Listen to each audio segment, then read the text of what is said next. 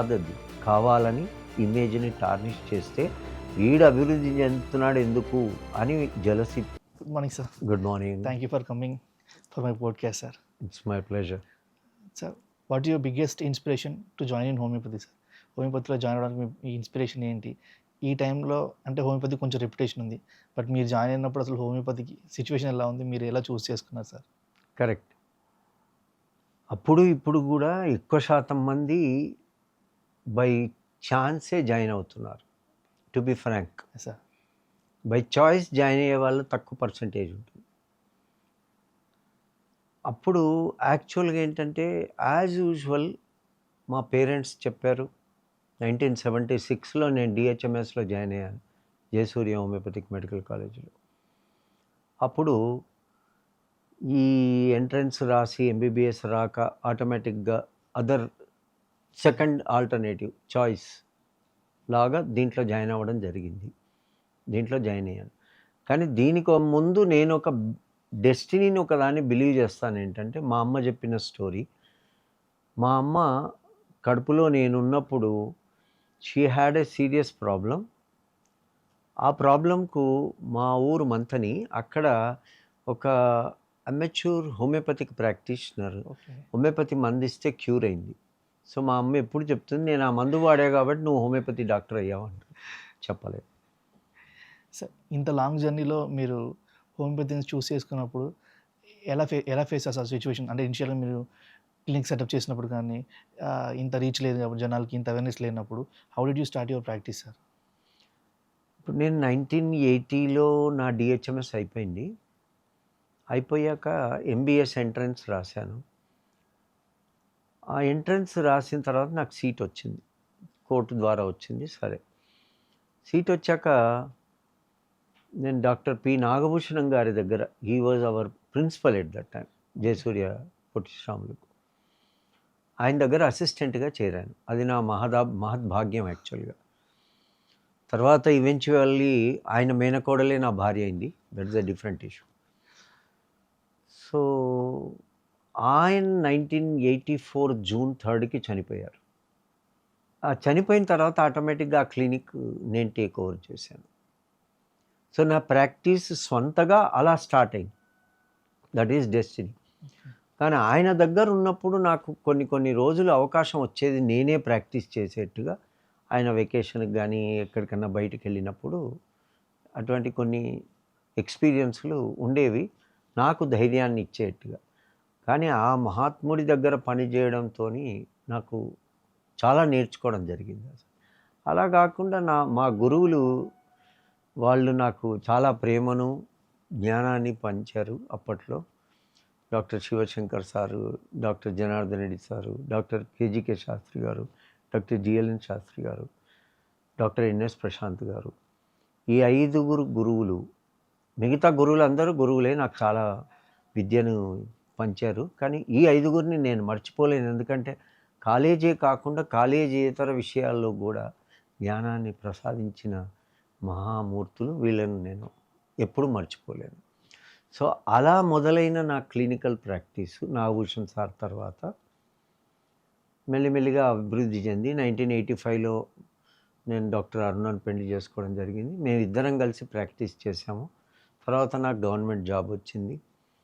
Job చేస్తున్నా కూడా నేను ఈవినింగ్ ప్రాక్టీస్ చేసేవాడిని. జాబ్ నడుస్తూ ఇది నడిచేది. నా మిస్సెస్ ప్రైవేట్ ప్రాక్టీసే చేసింది. ఆమె జాబ్లోకి రావడానికి చాలా టైం పట్టింది. సో ఎప్పుడు ప్రాక్టీస్ అంటే మొదట్లో మీరన్నట్టు కొంత ఇంత పేషెంట్లు వచ్చి ఇప్పుడు నేను వద్దు అనే లెవెల్కు రావడానికి అప్పుడు రండి అని కోరుకున్న రాని పరిస్థితి కూడా ఉండింది. సో నేను ఆ రోజు మర్చిపోను. అప్పుడు 0 పేషెంట్స్ ఉన్న రోజులు కూడా ఉన్నాయి. కానీ ఎప్పుడూ నిరుత్సాహపడలేదు. ఎందుకంటే మా నాగభూషణ్ సార్ దగ్గర చూశాను నేను, ఒకరోజు 120 మంది పేషెంట్లకు ఆయన మందులు ఇచ్చేవాడు. అంటే ఒక డాక్టర్ గారి దగ్గర ఇన్నేళ్ల ఎక్స్పీరియన్స్లో గంటకి 20 మందిని ఆయన చూడగలుగుతున్నారంటే నాకు ఈరోజు కాకుండా రేపు కాకుండా ఎల్లుండి వస్తాయి, ఈరోజు 0తో నేను భయపడాల్సిన అవసరం లేదు అని నాకు ఆ ధైర్యం ఉండేది. బహుశా ఆ ధైర్యంతోనే నాకు ఎప్పుడు నిరుత్సాహం కలగలేదు. పేషెంట్ రాకుంటే తప్పకుండా ఉంటుంది. అన్నిటికన్నా ముఖ్యం మా అమ్మ, నాన్న నాకు ఫుల్ సపోర్ట్ కాబట్టి ఎప్పుడు అయ్యో! నేను డబ్బులు సంపాదించాలి, డబ్బులు సంపాదించకుంటే రోడ్డు మీద పడతాను. అలా అంత భయంకరమైన దృశ్యం అలా ఎప్పుడూ కలగలేదు. కాబట్టి హోమియోపతిని నేను అక్కడి లెవెల్ నుండి ఇక్కడి లెవెల్ వరకు చూశాను. దాంట్లో ఒక భాగంగా కూడా పెరిగాను. సార్ మీరు టీచింగ్ చేశారు. కాలేజ్‌లో ప్రొఫెసర్ లాగా ఉన్నారు. అలాగే మీరు ప్రిన్సిపల్ అయ్యారు. అకాడమిక్స్‌లో ఉన్నారు. మన ఇన్‌స్టిట్యూషన్ లెవెల్‌లో. ఆ తర్వాత మీరు క్లినికల్ ప్రాక్టీస్‌లో ఉన్నారు. Which give the most satisfaction sir మీకు? ఈ మూడు చాయిసెస్‌లో మీకు బాగా సాటిస్ఫాక్షన్ ఇచ్చిన job? My passion is always teaching. Practice is an asset. I enjoy. ఎప్పుడైనా ఒక పేషెంట్ వెనక్కొచ్చి సార్ మీరిచ్చిన మందుతో తగ్గింది అని చెప్తే ఆ వచ్చిన తృప్తి దాన్ని మనం ఏ మెజర్మెంట్‌తో టేప్‌తో చేయలేం, మెజర్ చేయలేం. కానీ ఒక క్లాస్‌కి వెళ్ళి ఒక గంట సేపు ఒక లెక్చర్ ఇచ్చినప్పుడు పిల్లల్లో కలిగే ఆ ఆనందం గానీ, ఆ అనుభూతి గానీ, ఆ తృప్తి గానీ అది దీంతో మూడొంతులు తృప్తినిస్తుంది. ఎందుకంటే నేనుగా ఒక పేషెంట్‌ని ట్రీట్ చేస్తే నేను 100 మంది స్టూడెంట్స్‌ని కానీ బాగు చేయగలిగితే 100 మంది పేషెంట్‌లను ఒకేసారి ట్రీట్ చేసినట్టు లెక్క. కాబట్టి ఒక మెడికల్ టీచర్‌కు ఉన్నంత అవకాశం, ఆనందం, తృప్తి మామూలు టీచర్లకు ఉండదు. మామూలు ప్రాక్టీషనర్స్‌కి ఉండదు. నాకు ఆ దేవుడి దయ వలన రెండూ కలిగాయి. ఇటు టీచింగ్‌లో ఆనందం కలిగింది. ఇటు ప్రాక్టీస్‌లో ఆనందం ఉంటుంది. సో 2 రకాలుగా నడుస్తుంటుంది. సార్ చాలామందికి హోమియోపతి అనంగానే ఆ స్వీట్ పిల్ అని, ఆ వైట్ చిన్న పిల్స్ అన్నట్టుగానే వాళ్ళొక పర్సెప్షన్‌లో ఉంటారు సార్. నార్మల్‌గా హోమియోపతి అసోసియేట్ అయిన వాళ్ళకి కాకుండా ఔట్ సైడ్ ఉన్న వాళ్ళకి ఈ పర్సెప్షన్ ఎక్కువ ఉండదు సార్. ఇలా హోమియోపతి అనుకున్న వాళ్ళ గురించి, లేకపోతే హోమియోపతి గురించి రియలిస్టిక్‌గా తెలియని వాళ్ళ గురించి అసలు యాక్చువల్‌గా హోమియోపతి అంటే ఏం చెప్తారు సార్ మీరు? హోమియోపతి అనేది ఒక వైద్య విధానం. First point. ఇది ఒక వైద్య విధానం. ఎలా అలోపతి, ఆయుర్వేద, యునాని, సిద్ధ ఇటువంటివన్నీ న్యాచురోపతి ఈ పద్ధతులు ఎలానో ఇది కూడా ఒక పద్ధతి. తర్వాత ఇంకోటి ప్రతి వాళ్ళు గుర్తుంచుకోవాల్సిన విషయము ఏ వైద్య విధానం కూడా 100% పర్ఫెక్ట్ కాదు. ప్రపంచంలో ఉన్న ప్రతి రోగానికి మా సిస్టంలో మందు ఉంటుందని ఏ వైద్య విధానం చెప్పలేదు. మేము చెప్పలేము. సో ప్రతి వైద్య విధానానికి కొన్ని ప్లస్, కొన్ని మైనస్. దాన్నే స్కోప్, లిమిటేషన్స్. మేము కొన్ని చేయలేము. అది ఒప్పుకుంటాం. మా పర్వ్యూలో లేదు, మేము చేయలేము అంటాం. ఓ సర్జరీ కాలు విరిగింది, అది అక్కడ చేయాలి. మేము ఆర్థోపెడిక్ సర్జన్ దగ్గరికి పంపించాల్సిందే. నేను హోమియోపతి మందు సింఫైటం వేస్తాను అతుకుతుంది అంటే అది సర్జరీ చేశాక అతకడానికి హెల్ప్ చేస్తుంది. కానీ ఈ మందు వేస్తే అతుక్కోదు. సో అలా ప్రతిదానికి ఒక లిమిటేషన్ ఉంటుంది. స్కోప్ ఉంది. ఏ సిస్టమ్ అయినా దాని స్కోపు దానికి ఉంటుంది. మాకు ఉంది స్కోప్. కాబట్టి మా పిల్లలకు మేము అదే నేర్పుతాం కాలేజీల్లో. మా డాక్టర్లు కూడా అదే నేర్చుకుంటారు.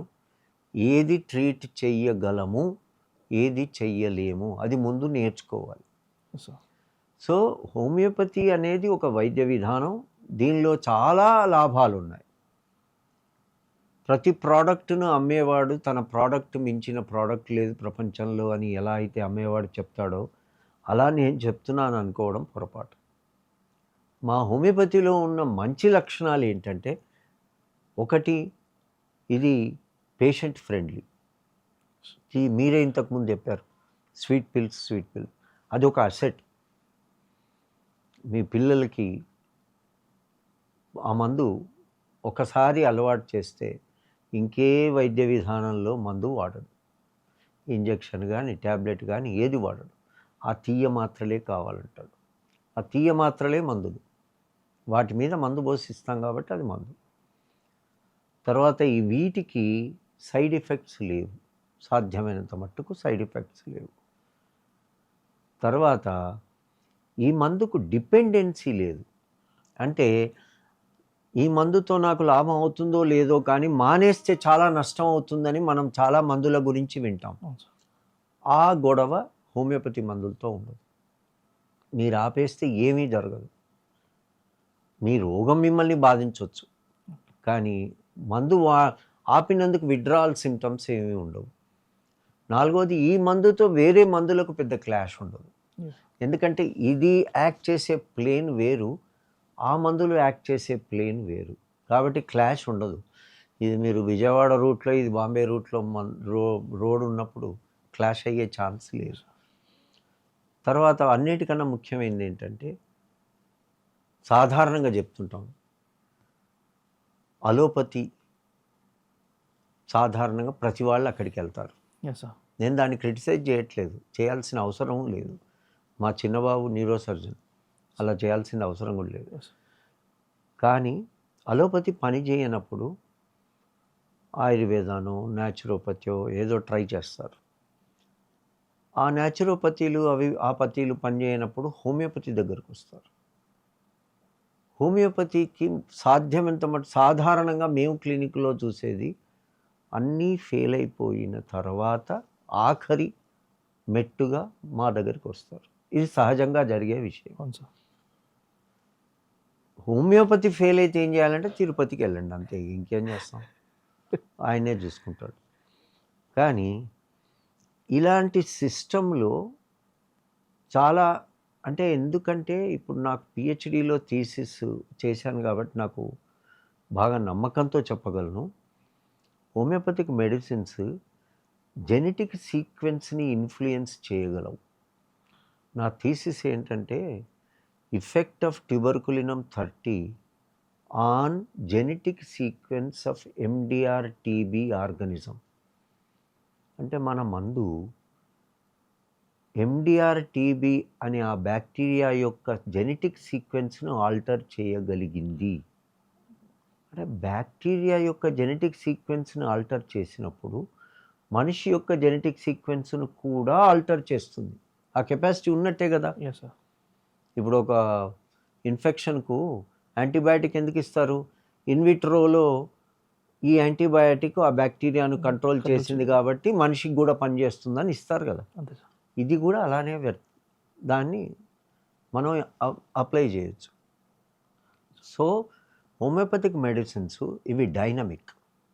దీంట్లో drug quantity is in nano particles. ఇది డీపర్ కాన్స్టిట్యూషన్కి వెళ్ళి ఆ జెనెటిక్ సీక్వెన్స్ని ఆల్టర్ చేయడానికి చాలా హెల్ప్ చేస్తుంది. అందుకని దీనిలో ఇన్ని బెనిఫిట్స్ ఉంటాయి.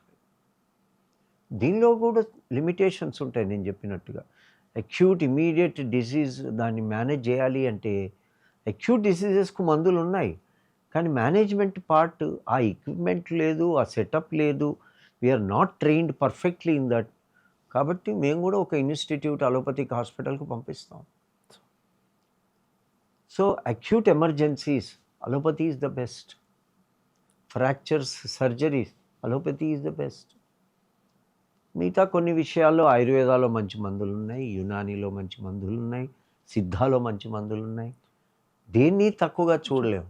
నాకు తెలియదు కాబట్టి అది లేదు అనడం మూర్ఖం. నా భగవంతుడు హిందూ దేవుడు కాబట్టి వేరే దేవుడు లేడు అని నేను నమ్మను. వాళ్ళు కూడా ఉండొచ్చు, లేకపోతే వాళ్ళు ఎందుకంత గట్టిగా మొక్కుకుంటారు, వాళ్ళు ఎందుకంత దాన్ని ఆ పాత్ని ఎంచుకుంటారు.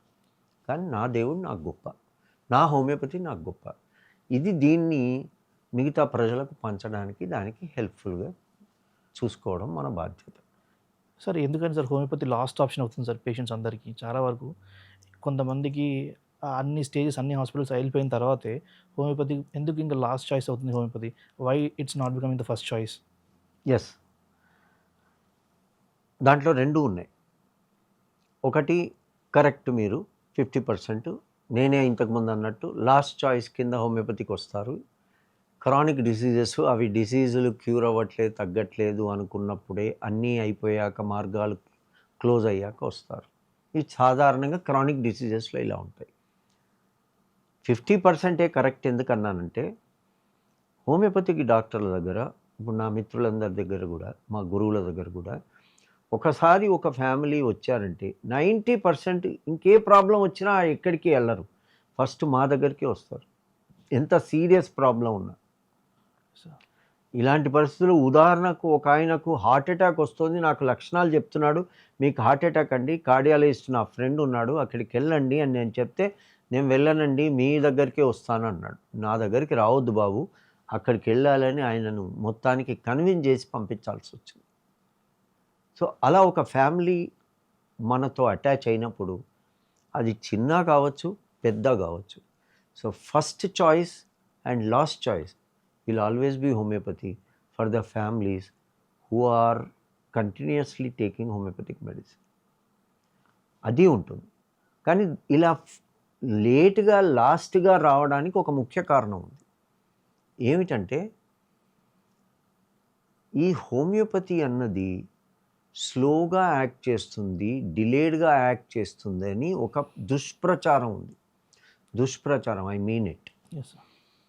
ఎందుకుందంటే ఇప్పుడున్న విషయాల్లోనే దీంట్లోనే ఆలోచిస్తే అన్ని మార్గాలు మూసుకుపోయాక నా దగ్గరికి వచ్చినప్పుడు నేను ట్రీట్ చేస్తే ఇవాళ నైట్లో మందిస్తే రేపు పొద్దున బాగా అవ్వరు కదా ఎవరు.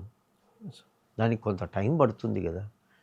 ఈ టైం పడితే దీనికి ఏం బ్రాండ్ అయిపోయిందంటే హోమియోపతి దగ్గరికి వెళ్తే టైం పడుతుంది.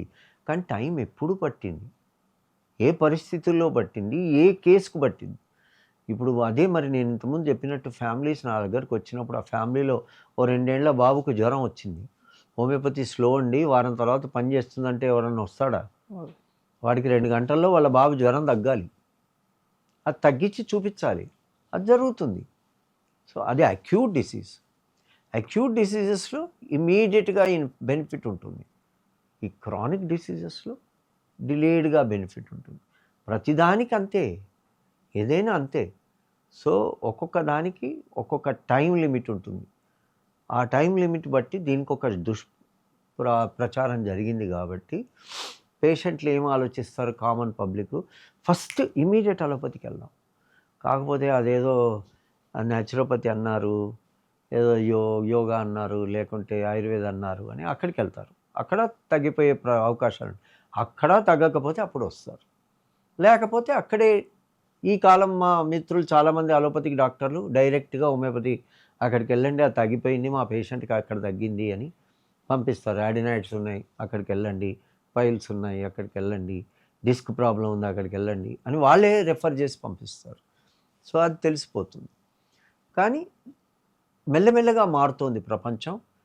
ఫస్ట్ చాయిసే కావాలని మా యొక్క ప్రాపగండా ఆల్వేస్ ఎప్పుడు చెప్పేది, మీకు ఫస్ట్ చాయిస్ హోమియోపతి అవ్వాలి, తర్వాత మేము మీకు పంపుతాం మా నుండి కాకపోతే అని మేము అంటున్నాము, ప్రయత్నిస్తున్నాము. ఫ్యామిలీస్ మారుతున్నాయి, కానీ it is a little long route. Sir ఇన్ని గవర్నమెంట్ ఆఫ్ తెలంగాణ ఇన్ని మెడికల్ కాలేజెస్ డిస్ట్రిక్ట్ వైజ్గా అలోపతిక్ మెడికల్ కాలేజ్ డిస్ట్రిక్ట్ ఒక మెడికల్ కాలేజ్ ఉంది సార్. మీరు అన్నట్టు అది ఎమర్జెన్సీకి యూజ్ అవుతుంది. At least why it is not giving ఒక హోమియోపతి మెడికల్ కాలేజ్ కూడా ఒక 3 డిస్ట్రిక్ట్స్కో లేకపోతే ఇన్ బిట్వీన్ 4 or 5 డిస్ట్రిక్ట్స్ లాగా ఎందుకు హోమియోపతిని ఆల్ ఓవర్ తెలంగాణ స్ప్రెడ్ చేయలేకపోతుంది సార్? ఎందుకంటే ఎస్పెషల్లీ ఈ హోమియోపతి అనేది రూటెడ్ టు హైదరాబాద్ ఉంది, లేకపోతే మేజర్ మెట్రో సిటీస్లోనే మాత్రం ఉంది సార్. పల్లెటూరులోకి వెళ్ళినప్పటికీ ఇంకొద్దిగా డీప్ ఇంటీరియర్స్ ఆఫ్ తెలంగాణకి వెళ్ళినా లేకపోతే ఇండియాలోకి వెళ్ళినప్పటికీ చాలా లో పర్సెప్షన్ అబౌట్ హోమియోపతి ఉంది. లేకపోతే హోమియోపతిలో మాకు ఎస్పెషల్గా ఈ డైలీ లేబర్స్ వర్క్ చేసే వాళ్ళకి ఏంటంటే ఇమీడియట్ ఎఫెక్ట్ కావాలి, ఎందుకంటే వాళ్ళు నెక్స్ట్ డే వర్క్కి వెళ్ళాలి కాబట్టి. అలాంటి వాళ్ళకు కూడా మనం హోమియోపతిని రీచ్ అయ్యేలాగా ఇంటీరియర్స్లో దీని గురించి అర్థమయ్యేలాగా ఎలా చెప్పగలం సార్ మనం? ఇప్పుడు ఫస్ట్ క్వశ్చన్లో గవర్నమెంట్ ఆఫ్ తెలంగాణలో ఒకే కాలేజ్ ఉంది, జేఎస్పిఎస్. Yes sir. మిగతా కాలేజీలు ప్రైవేట్ ఉన్నాయి, అవును సార్. 5 or 6 ప్రైవేట్ కాలేజీలు. దీనికి గవర్నమెంట్ను బ్లేమ్ చేసే కన్నా మనం బ్లేమ్ చేసుకోవాలి. హోమియోపతిక్ డాక్టర్స్, ప్రొఫెషనల్ ఆర్గనైజేషన్స్ మనము జమయ్యి గవర్నమెంట్ మీద రిక్వెస్ట్ తీసుకెళ్ళి ప్రెషర్ చేసి మాకు కావాలి అంటే గవర్నమెంట్ ఓపెన్ చేస్తుంది. ఇప్పుడు డిమాండ్ బట్టి సప్లై ఉంటుంది. మీరు డిమాండే చేయకుంటే గవర్నమెంట్ ఎందుకు ఇస్తుంది? రెండో విషయము, ఇప్పుడున్న కాంటెంపరీ పీరియడ్లో లాభం ఉన్న బిజినెసే ఎన్నుకుంటారు ఏదైనా. హోమియోపతిక్ కాలేజీ పెట్టినా, హోమియోపతిక్ హాస్పిటల్ పెట్టినా వాళ్లకు పబ్లిక్ ద్వారా బెనిఫిట్ ఉండొచ్చు, కానీ మనీ ద్వారా పెద్ద బెనిఫిటే ఉండదు. కాబట్టి అది పెట్టాలి అని వాళ్ళకు ఆలోచన రాదు సహజంగా అడ్మినిస్ట్రేషన్కు. మనం రిక్వెస్ట్ చేయాలి, మనం మొబిలైజ్ చేయాలి. మనం ఒకసారి 2 సార్లు 3 సార్లు హెల్త్ మినిస్టర్ గారిని, సీఎం గారిని వీళ్ళందరినీ కలిసి అడిగి రిక్వెస్ట్ చేస్తే వాళ్ళు కూడా వాళ్ళ క్యాబినెట్లో పెట్టుకొని మనం ఒక కాలేజ్ పెడదాము, ఆ కాలేజ్తోనే అవుతుంది అని వాళ్ళు అప్పుడు స్టార్ట్ చేస్తారు. అది దానికి. రెండవది ఈ నూక్ అండ్ కార్నర్ విలేజెస్కు వాటికి వీటికి చేరాలి అది అని అంటే ఇప్పుడు చాలా చోట్ల ఫర్ ఎగ్జాంపుల్ ఐఏహెచ్పి వాళ్ళు ఉన్నారు. వాళ్ళు కూడా డిస్ట్రిక్ట్ హెడ్ క్వార్టర్స్లో మీటింగ్స్ పెడుతున్నారు. నేనే కరీంనగర్లో అటెండ్ అయ్యాను, వరంగల్ అటెండ్ అయ్యాను, ఖమ్మంలో జరిగింది. ఇట్లా డిస్ట్రిక్ట్ హెడ్ క్వార్టర్స్లో మీటింగులు జరుగుతున్నాయి. దాని ఉద్దేశం ఏమిటి? ఒక సిటీలోనే ఉండకుండా డిస్ట్రిక్ట్స్కి మొదలు డిస్ట్రిక్ట్లని సెన్సిటైజ్ చేసి ఆ తర్వాత టౌన్స్ని, ఆ తర్వాత విలేజెస్ని అలా స్టేజ్ వైజ్ చేద్దామని ఆ ఆర్గనైజేషన్ యొక్క సదుద్దేశం. అలానే మనం కూడా ఎక్కడైనా హెల్త్ క్యాంపు ఏదైనా ఒక చారిటబుల్ అది అలా పెట్టవచ్చు. ఇప్పుడు there is one trust, Swashodhan trust అని ఉంది. వాళ్ళు రిక్వెస్ట్ చేస్తే నేను యాక్సెప్ట్ చేశాను. వాళ్ళు ఆదిలాబాద్లో ఒక 2 ట్రైబల్ విలేజెస్ అడాప్ట్ చేశారు. ఓకే. అక్కడ టెలిమెడిసిన్ అంటే నేను ఇక్కడ నుండి అక్కడి పేషెంట్ను కన్సల్ట్ చేసి వాళ్ళకు హోమియోపతిక్ మందులు చెప్తాను. అక్కడ ఆ మందులు వాళ్ళు కలెక్ట్ చేసుకుంటారు. అక్కడ డిస్పెన్స్ చేసేవాళ్ళు అది ఇచ్చేస్తారు. సో హోమియోపతిక్ మందు ట్రైబల్ ఏరియాలో కూడా చేరుతోంది. ఇలా ప్రతి ఇండివిజువల్, నేను ఒక్కరిని గొప్ప అని కాదు, ప్రతి ఇండివిజువల్ తనకున్న దాంట్లో ఒక భాగంగా కొంత ఈ చారిటబుల్ టైపో లేక మీరు ఏదన్నా ప్రొఫెషనల్ టైపో ఒక్కొక్క విలేజ్ను ఒక్కొక్క టౌన్ని ఇలా మీరు అడాప్ట్ చేస్తే మీకు డబ్బులు వచ్చిన డబ్బుల కొరకే చేస్తారు జనాలు. డబ్బులు కూడా ముఖ్యమే, కాదని ఎలా అంటారు. అయితే దీనివల్ల ఏమవుతుంది, మీరు అడిగిన ప్రశ్నకు జవాబుగా సిస్టమ్ ప్రతి నూక్ అండ్ కార్నర్కు చేరుతుంది. అదే కాకుండా ఇక్కడ it is not out of place to mention, మేము గ్లోబల్ హోమియోపతి ఫౌండేషన్ అని ఒక ఆర్గనైజేషన్ పెట్టాము, NGO, not for profit. Non profit. మేము ఇప్పుడు 5 of us are there. అంతకుముందు 7 we started. So 5 of us are అంటే senior practitioners in the country. మా పని ఏమిటంటే రీసెర్చ్ను, బేసిక్ ఫండమెంటల్ రీసెర్చ్ను డెవలప్ చేయడము, హెల్ప్ చేయడము, సపోర్ట్ చేయడం. తర్వాత సెలబ్రిటీస్ని వాళ్ళను వీళ్ళను హోమియోపతి గురించి పలకరించి ప్రోపగండా చేయడం. తర్వాత కాన్ఫరెన్సెస్ చేయడం. మేము ఇప్పటికీ విజ్ఞాన భారతితో కలిసి 7 హోమియో విజ్ఞాన సమ్మేళనం చేశాము. హైదరాబాద్లో మొదలుపెట్టి నోయిడా, అహ్మదాబాద్, త్రివేంద్రం, చెన్నై, గౌహతి, కోల్కతా ఇట్లా వీటన్నిట్లలో మొన్న మ్యాంగ్లూర్లో కూడా చేసాం. ఇవి చేస్తూ అలానే దుబాయ్లో ఇంటర్నేషనల్ కాన్ఫరెన్స్ కూడా వీవర్ ద పార్ట్నర్స్. హమాయి నేషనల్ కాన్ఫరెన్స్కి వీవర్ ద నాలెడ్జ్ పార్ట్నర్. వీటన్నిటికీ ఏమిటంటే మేము చేసేది ఏంటంటే వాళ్ళకు సపోర్ట్ చేస్తాం. చేసి మా ఉద్దేశం ఏంటంటే నో ప్రొఫెషనల్ థింగ్. మా పని ఏమిటంటే హోమియోపతిని ప్రాపగేట్ చేయాలి, సైంటిఫిసిటీని ఎస్టాబ్లిష్ చేయాలి, యంగ్స్టర్స్కి ఎంకరేజ్ చేయాలి, యంగ్స్టర్స్ని హోమియోపతి ప్రాక్టీస్ చేసేలాగా తయారు చేయాలి. కాలేజెస్ ట్రైనింగ్ ఇస్తున్నాయి, కానీ బయటకు వచ్చాక వాళ్ళను కొంత షార్పెన్ చేసి దీని మీద మమకారం, ప్రేమ పెరిగేట్టు చేసి అలా చేయాలని ఈ జిహెచ్ఎఫ్ యొక్క సదుద్దేశం. సో ఇలాంటి డిఫరెంట్ ఆర్గనైజేషన్స్ డిఫరెంట్ సెట్సప్ పెడితే నూక్ అండ్ కార్నర్కి చేరుతుంది. చేస్తున్నారు ప్రయత్నాలు. సార్ అలాగే ఆఫ్టర్ కోవిడ్ తర్వాత చాలా చేంజెస్ వచ్చినాయి సార్. నార్మల్గా ఈ ఆన్లైన్ది చాలా ఎక్కువైపోయింది సార్. ఆన్లైన్ ప్రిస్క్రిప్షన్స్ కానీ, ఆన్లైన్ ఫోన్స్ కానీ, ఇలాంటి పేషెంట్ని త్రూ వీడియో కాన్ఫరెన్స్లో కానీ చూసి ట్రీట్ చేయడం అనేది బాగా ఎక్కువ స్టార్ట్ అయింది సార్. దీనిపైన మీ ఒపీనియన్ ఏంటి సార్? అంటే is it good for homeopathy sir? Definitely it is definitely good. For example I can't say I learned, I did earlier also, but I have increased my practice ఆన్లైన్గా. చాలా ఉంటాయి. ఎక్కడెక్కడ నుండి వాడు ఇప్పుడు మా హెచ్ఐవి పేషెంట్లు ఉంటారండి. వాళ్ళు హర్యానాలో ఉంటాడు, ఇప్పుడు గుజరాత్లో ఉంటాడు, రాజస్థాన్లో ఉంటాడు. మన 3 నెలల మంది ఇచ్చి రారా అంటే రాగలడా?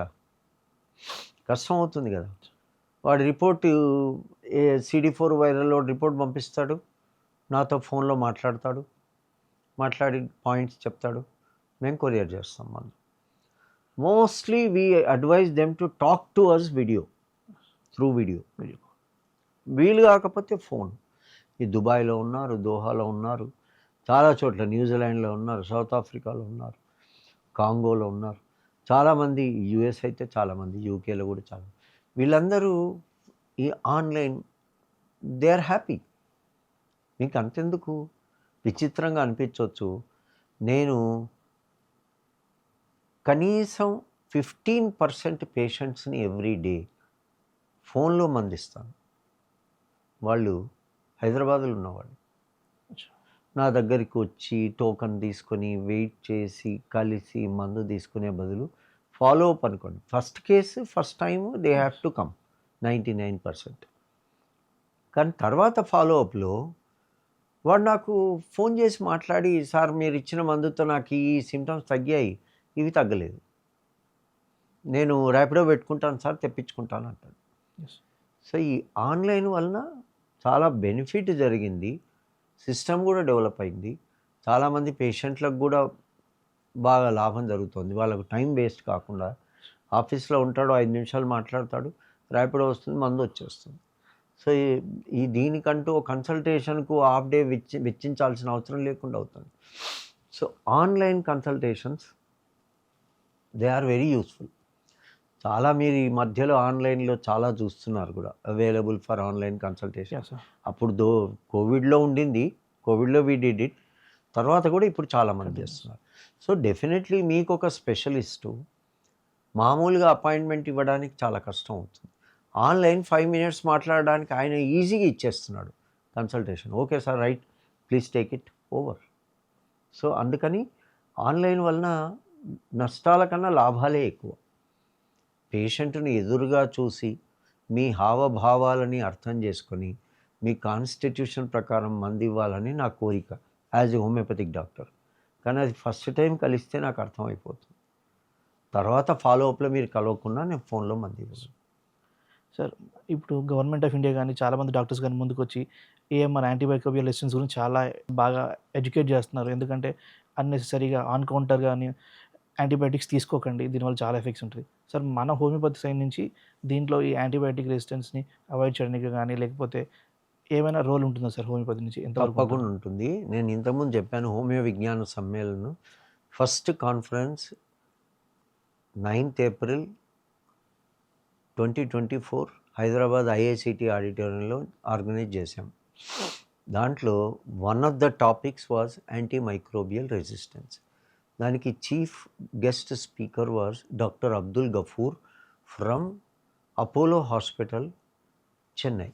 ఓకే. ఆయన ఈ యాంటీమైక్రోబియల్ రెసిస్టెన్స్ దీనికి మూమెంట్కి ఆయన president. Okay. Is an allopathic infectious disease specialist. ఆయన అయిన తర్వాత ఐ ప్రెజెంటెడ్. నాది టీబీలో థీసిస్, నా గైడ్ డాక్టర్ జనార్దన్ రెడ్డి గారు, నా టీబీలో నా ఎండీలో థీసిస్ ఏంటంటే effect of homeopathic drugs in antibiotic resistant cases. అప్పుడు నేను చేసింది 1999లో, 27 years. It is still relevant today.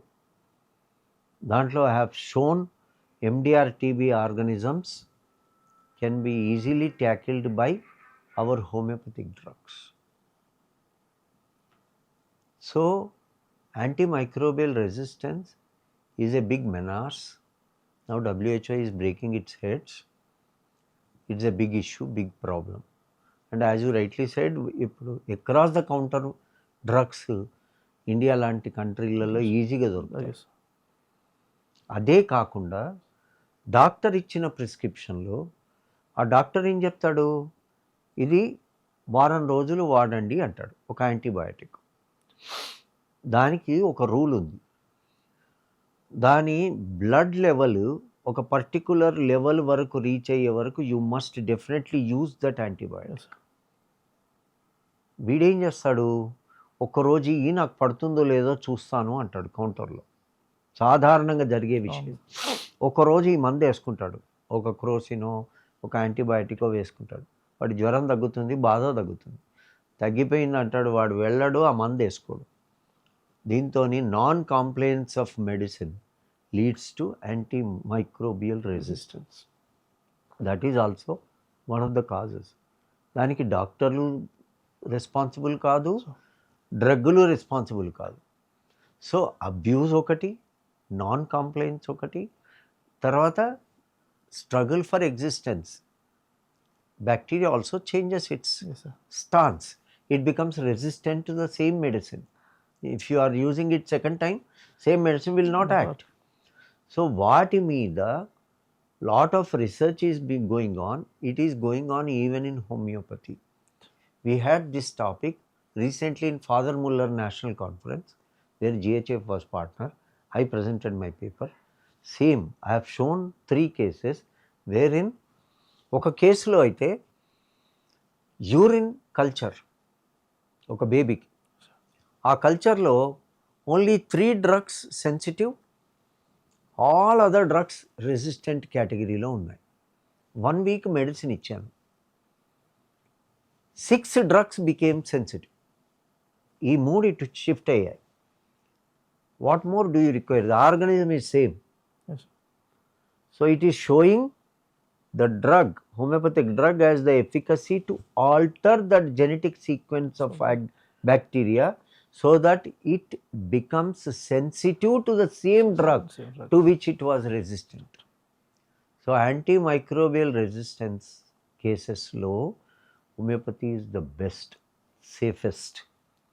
I can vouch for it. Sir చాలా వరకు ల్యాక్ ఆఫ్ ఎవిడెన్స్ బేస్డ్ మీద హోమియోపతిని క్రిటిసైజ్ చేస్తుంటారు సార్. క్లినికల్గా ఎవిడెన్స్ లేదు, ఇది ఎలా డ్రగ్ ఎలా వర్క్ చేస్తుందో లేదని చెప్పేసి మోస్ట్ స్పెషల్గా అలోపతి సైడ్ నుంచి వచ్చే మోస్ట్ క్రిటిసిజం ఇదే సార్. సో మన ఇలాంటి కేసెస్ మీరు యాంటీబయాటిక్ చెప్పిన కేసెస్ కానీ టీబీ కేసెస్ కానీ how can we show them sir? ఇది ఇంత ఇంత ఎవిడెన్స్ ఉంది. We are showing in the seminars, conferences, publishing those articles. ఇవన్నీ ఇంతకన్నా సైంటిఫిక్ ఎవిడెన్స్ అంటే అడిగిన వాడికల్లా పేపర్ చూపించలేం కదా. తర్వాత మనం సైంటిఫిక్ పేపర్లలో పబ్లిష్ చేసేది ఈనాడు పేపర్లో రోజు పబ్లిష్ చేయలేం కదా. సో వాళ్ళకి తెలియక కాదు ఇది, దే వాంట్ టు క్రిటిసైజ్. ఇప్పుడు మనం కాంటెంపరీ పీరియడ్లో ఓ నాయకుడు ఇంకో నాయకుడిని తిట్టట్లేదా, ఓ పార్టీ ఇంకో పార్టీని తిట్టట్లేదా? తెలియక కాదు, అది కావాలని ఇమేజ్ని టార్నిష్ చేస్తే వీడు అభివృద్ధి చెందుతున్నాడు ఎందుకు అని జలసితో ఉండొచ్చు, నిజమైన క్వశ్చను కావచ్చు. వాళ్ళు అడిగే క్వశ్చన్కి ఇన్ని రోజులు హోమియోపతి ఈజ్ ఎ ప్లాసిబో అన్నారు. దానికి ఐఐటి ముంబై వాళ్ళు, ఐఏఎస్సి బెంగళూరు వాళ్ళు రీసెర్చ్ చేసి they have established beyond any reasonable doubt homeopathic మెడిసిన్స్లో ఈవెన్ 10 mcmలో కూడా నానో పార్టికల్స్ ఉన్నాయని ఎస్టాబ్లిష్ చేశారు. సో ఇప్పుడు ఆ ఆర్గ్యుమెంట్ లేదు, ప్లాసిబో లేదు. Clinical evidence, there are hundreds of clinical cases, అవి చూపించి వీటిలలో మార్పు ఉంది అని చూపిస్తున్నాం. దానివి ఉండవు, ఏదో ఒక ఆర్గ్యుమెంట్ చేయాలి కాబట్టి ఏదో చేస్తూనే ఉంటారు, అంతే కదా. మీ దగ్గరకు వచ్చే పేషెంట్స్లో ఈ చాట్ జీపీటీ కానీ గూగుల్లో కానీ చూసి డయాగ్నోసిస్ చేసుకొని వచ్చి ఇది హోమియోపతి ఇలా ఇలా ఉంది, ఇలా వర్క్ చేస్తుంది, ఎలా చేస్తుంది అని చెప్పేసి అంటే మేము ట్రబుల్ చేసిన పేషెంట్స్ కానీ లేకపోతే హౌ ఇంపాక్ట్ఫుల్ ఇది సార్ మీకు చాట్ జీపీటీ కానీ? చాలా వెరీ రేరు. చాట్ జీపీటీలు ఈ ఇంటర్నెట్లు వాడి వాళ్ళ డిసీజ్ గురించి క్వశ్చన్స్ అడుగుతారు, హోమియోపతి గురించి అడగరు. హోమియోపతి గురించి డౌట్ ఉండదు, ఎందుకంటే బహుశా కనుక్కొని వస్తారు. ఈ డాక్టర్ 45 ఏళ్ల నుండి ప్రాక్టీస్ చేశాడు కాబట్టి ఇన్ని అడిగితే వాయిస్తాడు, ఎందుకు వచ్చిన గొడవ అని అడగకపోవచ్చు. ఎవరు అడగరు నన్ను. కానీ దీని గురించి ఇప్పుడు ఏదో డిసీజులు వస్తాయి. ఇప్పుడు నా దగ్గర ఉదాహరణకు 9 వెరీ రేర్ డిసీజెస్ కేసెస్ ఉన్నాయి. I presented recently in a national conference. Rare అంటే 1 of the cases, 2 of the cases అవి బ్రెయిన్కి సంబంధించినవి. ఆ కేసు మా అబ్బాయి అన్నాడు, అవ్వొచ్చాయి నీ దగ్గరికి daddy, I want to see that case అని. సో అంటే అంత రేరు ఆ కేసులు. వాట్లల్లో కూడా ఇంప్రూవ్మెంట్ ఉంది, దెర్ ఈజ్ రెస్పాన్స్. లిజెన్సెఫలీ అని ఒక కేసు ఉంది, 3 ఏళ్ల బాబు. ఆ కేసులో లిజెన్సెఫలీ అంటే ఏమవుతుందంటే బ్రెయిన్లో సల్కై గైరై ఉండవు, బోడిగుండ్లాగా ఉంటుంది బ్రెయినే, ఓకే, పైన కాదు. సో దాంతో ఫంక్షన్స్ అన్నీ మాల్ డెవలప్మెంట్ ఆబ్వియస్లీ. అటువంటి 3 ఏళ్ల బాబుకు 1 month మంది ఇచ్చాను. 4 days బ్యాక్ ఫాలో అప్కి వచ్చినప్పుడు ఆ బాబులో మార్పు ఉంది. వాళ్ళ తల్లిదండ్రి ఎంత ఆనందం అంటే చెప్పలేను. సో, ఇలాంటి కేసులు, ఇలాంటి క్లినికల్ కేసెస్ మామూలుగా అయితే కేస్ నంబర్స్ ఎక్కువుంటేనే సైంటిఫిక్ వరల్డ్ యాక్సెప్ట్ చేస్తుంది. మీది ఓ ఫ్లూక్‌లో కాదు అని. కానీ ఇటువంటి రేర్ డిసీజెస్‌లో అవి ప్రపంచంలోనే అవి 100 కేసులున్నాయి. ఇంకా నంబర్ ఎవడు అడుగుతాడు? సో, అటువంటి కేసుల్లో మీరు ఒక్క కేసులో సక్సెస్ అయినా, 50% సక్సెస్ అయినా మీ సిస్టమ్ పనిచేసినట్టే లెక్క. నాకు అందరు డాక్టర్లు చెప్పారు, దీనికి మందు లేదు, ఏం చేయలేము, అడిగినప్పుడల్లా ఏదో వేసేయండి అంతే. సో, అటువంటి వాట్లలో మార్పులు, చేర్పులు చూపించగలుగుతున్నాం. ఏవైతే మార్గాలన్నీ మూసుకుపోయి ఈ బాబు ఇంతే అని అంటున్నారో, ఇంకో కేసు ఉంది, 17 ఏళ్ల అబ్బాయి. అది సెరిబ్రో టెండినస్ జాంతోమాస్టోసిస్. ఆ కేసు కూడా బ్రెయిన్‌లో దానికి ఇట్లా ఫ్యాట్ డిపాజిట్స్ జరుగుతుంటాయి. It causes damage. చాలా స్టిఫ్ ట్రెమర్స్ ఇవన్నీ ఉంటాయి. వాళ్ళ అన్న చనిపోయాడు ఇదే డిసీజ్‌తో. ఇప్పుడు ఆ తల్లిదండ్రి అడిగేది ఒకే మాట, మా బాబు బతికితే చాలు అని. 7 నెలలు కంటిన్యూస్‌గా ట్రీట్మెంట్ ఇస్తే ఇప్పుడు ఇంప్రూవ్‌మెంట్ వచ్చింది. 2 మంత్స్ నుండి. ఇన్బార్న్ కండిషన్స్ సార్ ఇవన్నీ? ఇన్బార్న్ కండిషన్స్ సార్ ఇవన్నీ? ఇవన్నీ congenital. These are all genetic disorders. రాసి ఉంటుంది దాని మీద, జెనెటిక్ రేర్ డిజార్డర్.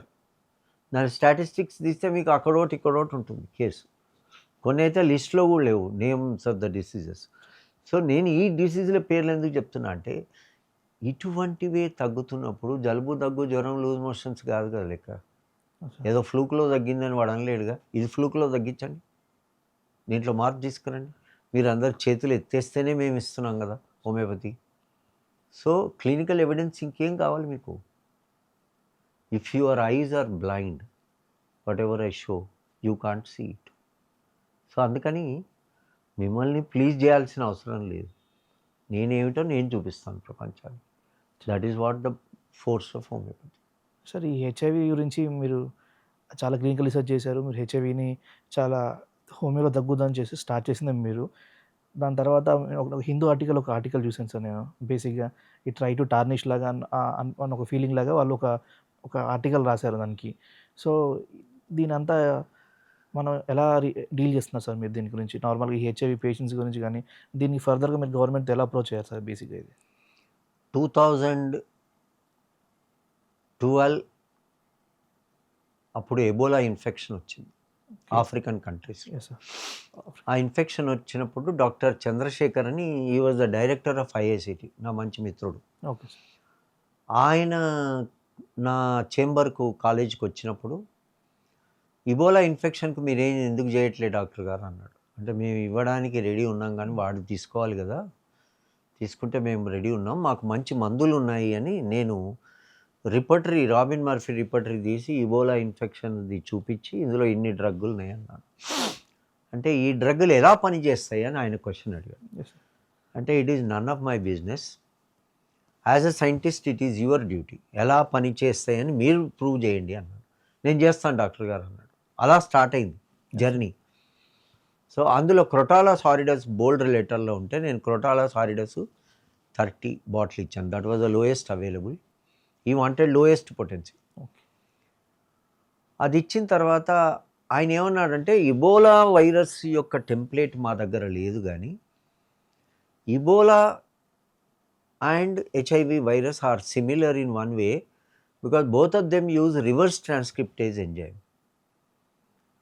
అలోపతిలో మందులు హెచ్ఐవికి వాడేవన్నీ రివర్స్ ట్రాన్స్క్రిప్టేజ్ని ఇన్హిబిషన్ కెపాసిటీ ఉన్న మందులే వాడతారు, కాబట్టి మీ మందు దాని మీద పనిచేస్తుందా అని చూద్దాం అన్నాడు.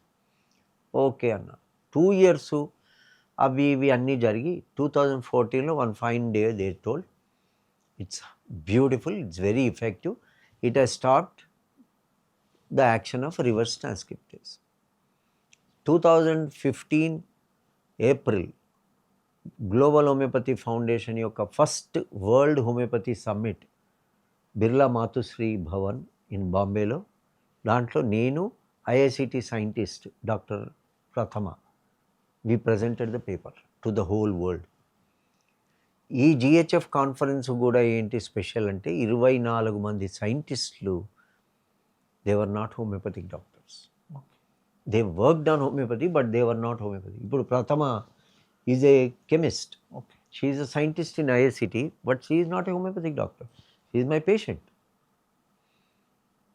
అక్కడి నుండి గవర్నమెంట్లో రిక్వెస్ట్ చేస్తే అప్పుడు డాక్టర్ లక్ష్మారెడ్డి గారు హెల్త్ మినిస్టరు, డాక్టర్ ఈ రాజేందర్ రెడ్డి గారు అడిషనల్ డైరెక్టర్ ఉండేవారు. వాళ్ళు they gave us a permission to start a speciality clinic in JSPS. Thursday నా ఓపీ డే కాబట్టి అదే రోజు హెచ్ఐవి స్పెషాలిటీ క్లినిక్ స్టార్ట్ చేసాము. యు నో ఇట్, 1000 కొద్ది మంది వచ్చేవాళ్ళు. అలా అలా దాన్ని థర్స్డే నుండి 6 days a week తయారు చేసాము. తర్వాత నేను రిటైర్ అవుతున్నాను, దీన్ని బాగా చూసుకోవడానికి బాగుంటుందని చెప్పి సిసిఆర్హెచ్ డాక్టర్ మంచేందాన్ని పిలిచి మెమోరాండం ఆఫ్ అండర్స్టాండింగ్లో ఎంటర్ అవ్వడం జరిగింది. ఆయన దాన్ని టేక్ ఓవర్ చేశారు. ఇప్పుడు అది నడుస్తుంది. అక్కడ 60,000 మంది కన్నా ఎక్కువ మంది రిజిస్టర్ అయ్యి హెచ్ఐవికి ట్రీట్మెంట్ తీసుకుంటున్నారు జేఎస్పిఎస్లో. అంతమంది కాకపోయినా చాలామంది, మోర్ దెన్ 2000 పేషెంట్స్ నా దగ్గర పర్సనల్గా మందులు తీసుకుంటున్నారు. ఇది చాలా పర్ఫెక్ట్గా ఎఫెక్టివ్గా పనిచేస్తుంది. అయితే ఇందులో ఏమిటంటే ఏఆర్టీ లేకుంటే మేము మందు ఇవ్వము అని అక్కడ సిసిఆర్హెచ్ వాళ్ళు ఇన్సిస్ట్ చేస్తున్నారు. ఏఆర్టీ తీసుకోలేకపోయిన వాళ్ళు, దాంతో కాంప్లికేషన్స్ వచ్చిన వాళ్ళు, సైడ్ ఎఫెక్ట్స్ వచ్చిన వాళ్ళు, ఆ ఫాలో అవుట్ వాళ్ళే చాలామంది నా దగ్గరికి ఓన్లీ ఎక్స్క్లూజివ్లీ హోమియోపతి తీసుకున్న వాళ్ళు చాలామంది ఉన్నారు. సో ఇది జరుగుతున్న సంఘటన. నేను కాలేజీలో ప్రిన్సిపల్గా ఉన్నప్పుడు ఇది జరుగుతూ ఉన్నప్పుడు ఒక లేడీ ద హిందూ పేపర్ పంపించింది అని ఇన్వెస్టిగేటివ్ జర్నలిజం కొరకు వచ్చింది, చేసింది, అన్నీ అడిగింది. నా చేంబర్కి వచ్చింది. అప్పుడు ఆమె అడిగిన ప్రశ్నలకు అన్నిటికీ చూపించి ఎవిడెన్స్ అవి అన్నీ చూపించాక అప్పుడు ఆమె ఒక మాట అంది, సార్ ఎందుకు మరి ఇంత పర్ఫెక్ట్గా జరుగుతోంది, ఇంత పబ్లిక్కి బెనిఫిట్ అవుతుంది, దీని గురించి నెగిటివ్గా రాయమని నన్ను ఎందుకు మా మేనేజ్మెంట్ పంపించారు సార్ అన్న. మీ ఇష్టం వచ్చింది రాయండి అమ్మా, చూడండి ఉన్నది రాయండి, వాస్తవాలు మీ ఇష్టం ఎలానా రాయండి. అందులో ఆమె రాసింది అన్నీ ఉన్న వాస్తవాలే రాసింది. క్యాప్షన్ ఒకటే భయంకరంగా పెట్టింది, కానీ లోపలి వాస్తవాలే రాశారు. అప్పుడు నన్ను థ్రెటన్ కూడా చేశాడు ఆ డిప్యూటీ డైరెక్టర్ ఆఫ్ నాకో, will take police action against you అన్నాడు. తీసుకో బాబు, ఏం పర్లేదు అన్నాను. సో ఇలా జరిగింది. అది లక్ష్మారెడ్డి గారు, he was a solid support, health minister, homeopathic doctor ఆయన. సో మీకేం భయం లేదు చూడండి అన్నాడు. నా కోరిక ఒకటే ఉండేది, ఏముండేదంటే ఇప్పటికీ అదే కోరిక, ఏఆర్టీ కిట్లో ప్రతి పేషెంట్కు మా క్రోటాలస్ హారిడస్ 30 పెట్టండి. It cost 2 rupees 1 rupee for my government pharmacy. ఒక్క బాటిల్ పెట్టండి. దీంతో మిగతా మందులకు క్లాష్ లేదు, మేము మిగతా మందులు ఆపట్లేదు. ఇక్కడ కూడా అలానే ఇస్తున్నారుగా, ఏఆర్టీ వాడుతూ క్రోటాలస్ హారిడస్ ఇస్తున్నారుగా. ఏ పేషెంట్కి ఏం అవ్వలే కదా, ఒక్క సైడ్ ఎఫెక్ట్ రాలే, ఎవరికి డ్రగ్ ఇంటరాక్షన్ అవ్వలేదు. సో అలా పెట్టండి అంటే లక్ష్మారెడ్డి గారు నవ్వుకుంటూ, నా ఉద్యోగం ఊడగొట్టేట్టున్నావు డాక్టర్ గారు అన్నారు. సో అది that is a big threat, you know all that intricacies. కానీ నా కోరిక మాత్రం అదే, పేషెంట్ బెనిఫిట్ అవ్వాలి. దీని వలన చాలామందికి ఎంత బెనిఫిట్ అవుతుందంటే CD4 అబవ్ 500 వస్తుంది, viral load below detectable limits వస్తున్నాయి. సీరో కన్వర్షన్ కూడా కొన్నిట్లలో జరిగింది, కానీ దాన్ని అబ్జర్వేషన్లో పెట్టాము, ఎందుకంటే దానికి చాలా ప్రాసెస్ ఉంది. But the results are very encouraging. Subjective wellbeing, వాళ్ళ యొక్క హెల్త్ ఇంప్రూవ్ అవ్వడం, అవన్నీ కామన్గా జరుగుతున్నాయి. హోమియోపతిలో అది కామన్ లక్షణం. హోమియోపతి మందు పనిచేసిందని ఎలా చెప్తాము, పేషెంట్ నాకు బాగుంది అని అనాలి, అప్పుడే పనిచేసినట్టు. బీపీ బాగుంది అంటే కాదు, నాకు బాగుంది అనాలి వీడు. సో నాకు బాగుందని వీడు అనడం, ఈ పారామీటర్స్ బాగా అవ్వడం, ఇవి చూసేసరికి చాలా చాలా బెనిఫిషియల్గా ఉంది. It will improve.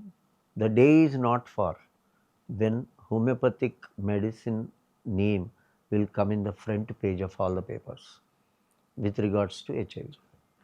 వస్తుంది కూడా. సరే, ఈ life style disorders like hyper tension కానీ, డయాబెటీస్ కానీ, ఇవన్నీ ప్రజెంట్లో చాలా ఎక్కువైపోయింది. ఈ ఎంగేజ్లో రావడం కూడా స్టార్ట్ అయిపోయింది సార్ డయాబెటీస్లో. దానికి ఎక్స్క్లూజివ్గా హోమియోలోనే, అంటే ఇప్పుడు ఆల్టర్నేట్‌గా హైపర్ టెన్షన్‌కి వాళ్ళు యూజ్ చేసే బీపీ టాబ్లెట్స్ కానీ, డయాబెటిస్‌కి వాళ్ళు యూజ్ ఇన్సులిన్ కానీ, టాబ్లెట్స్ కానీ యూజ్ చేస్తూ హోమియోపతి యూజ్ చేసేవాళ్ళు చాలామందున్నారు సార్.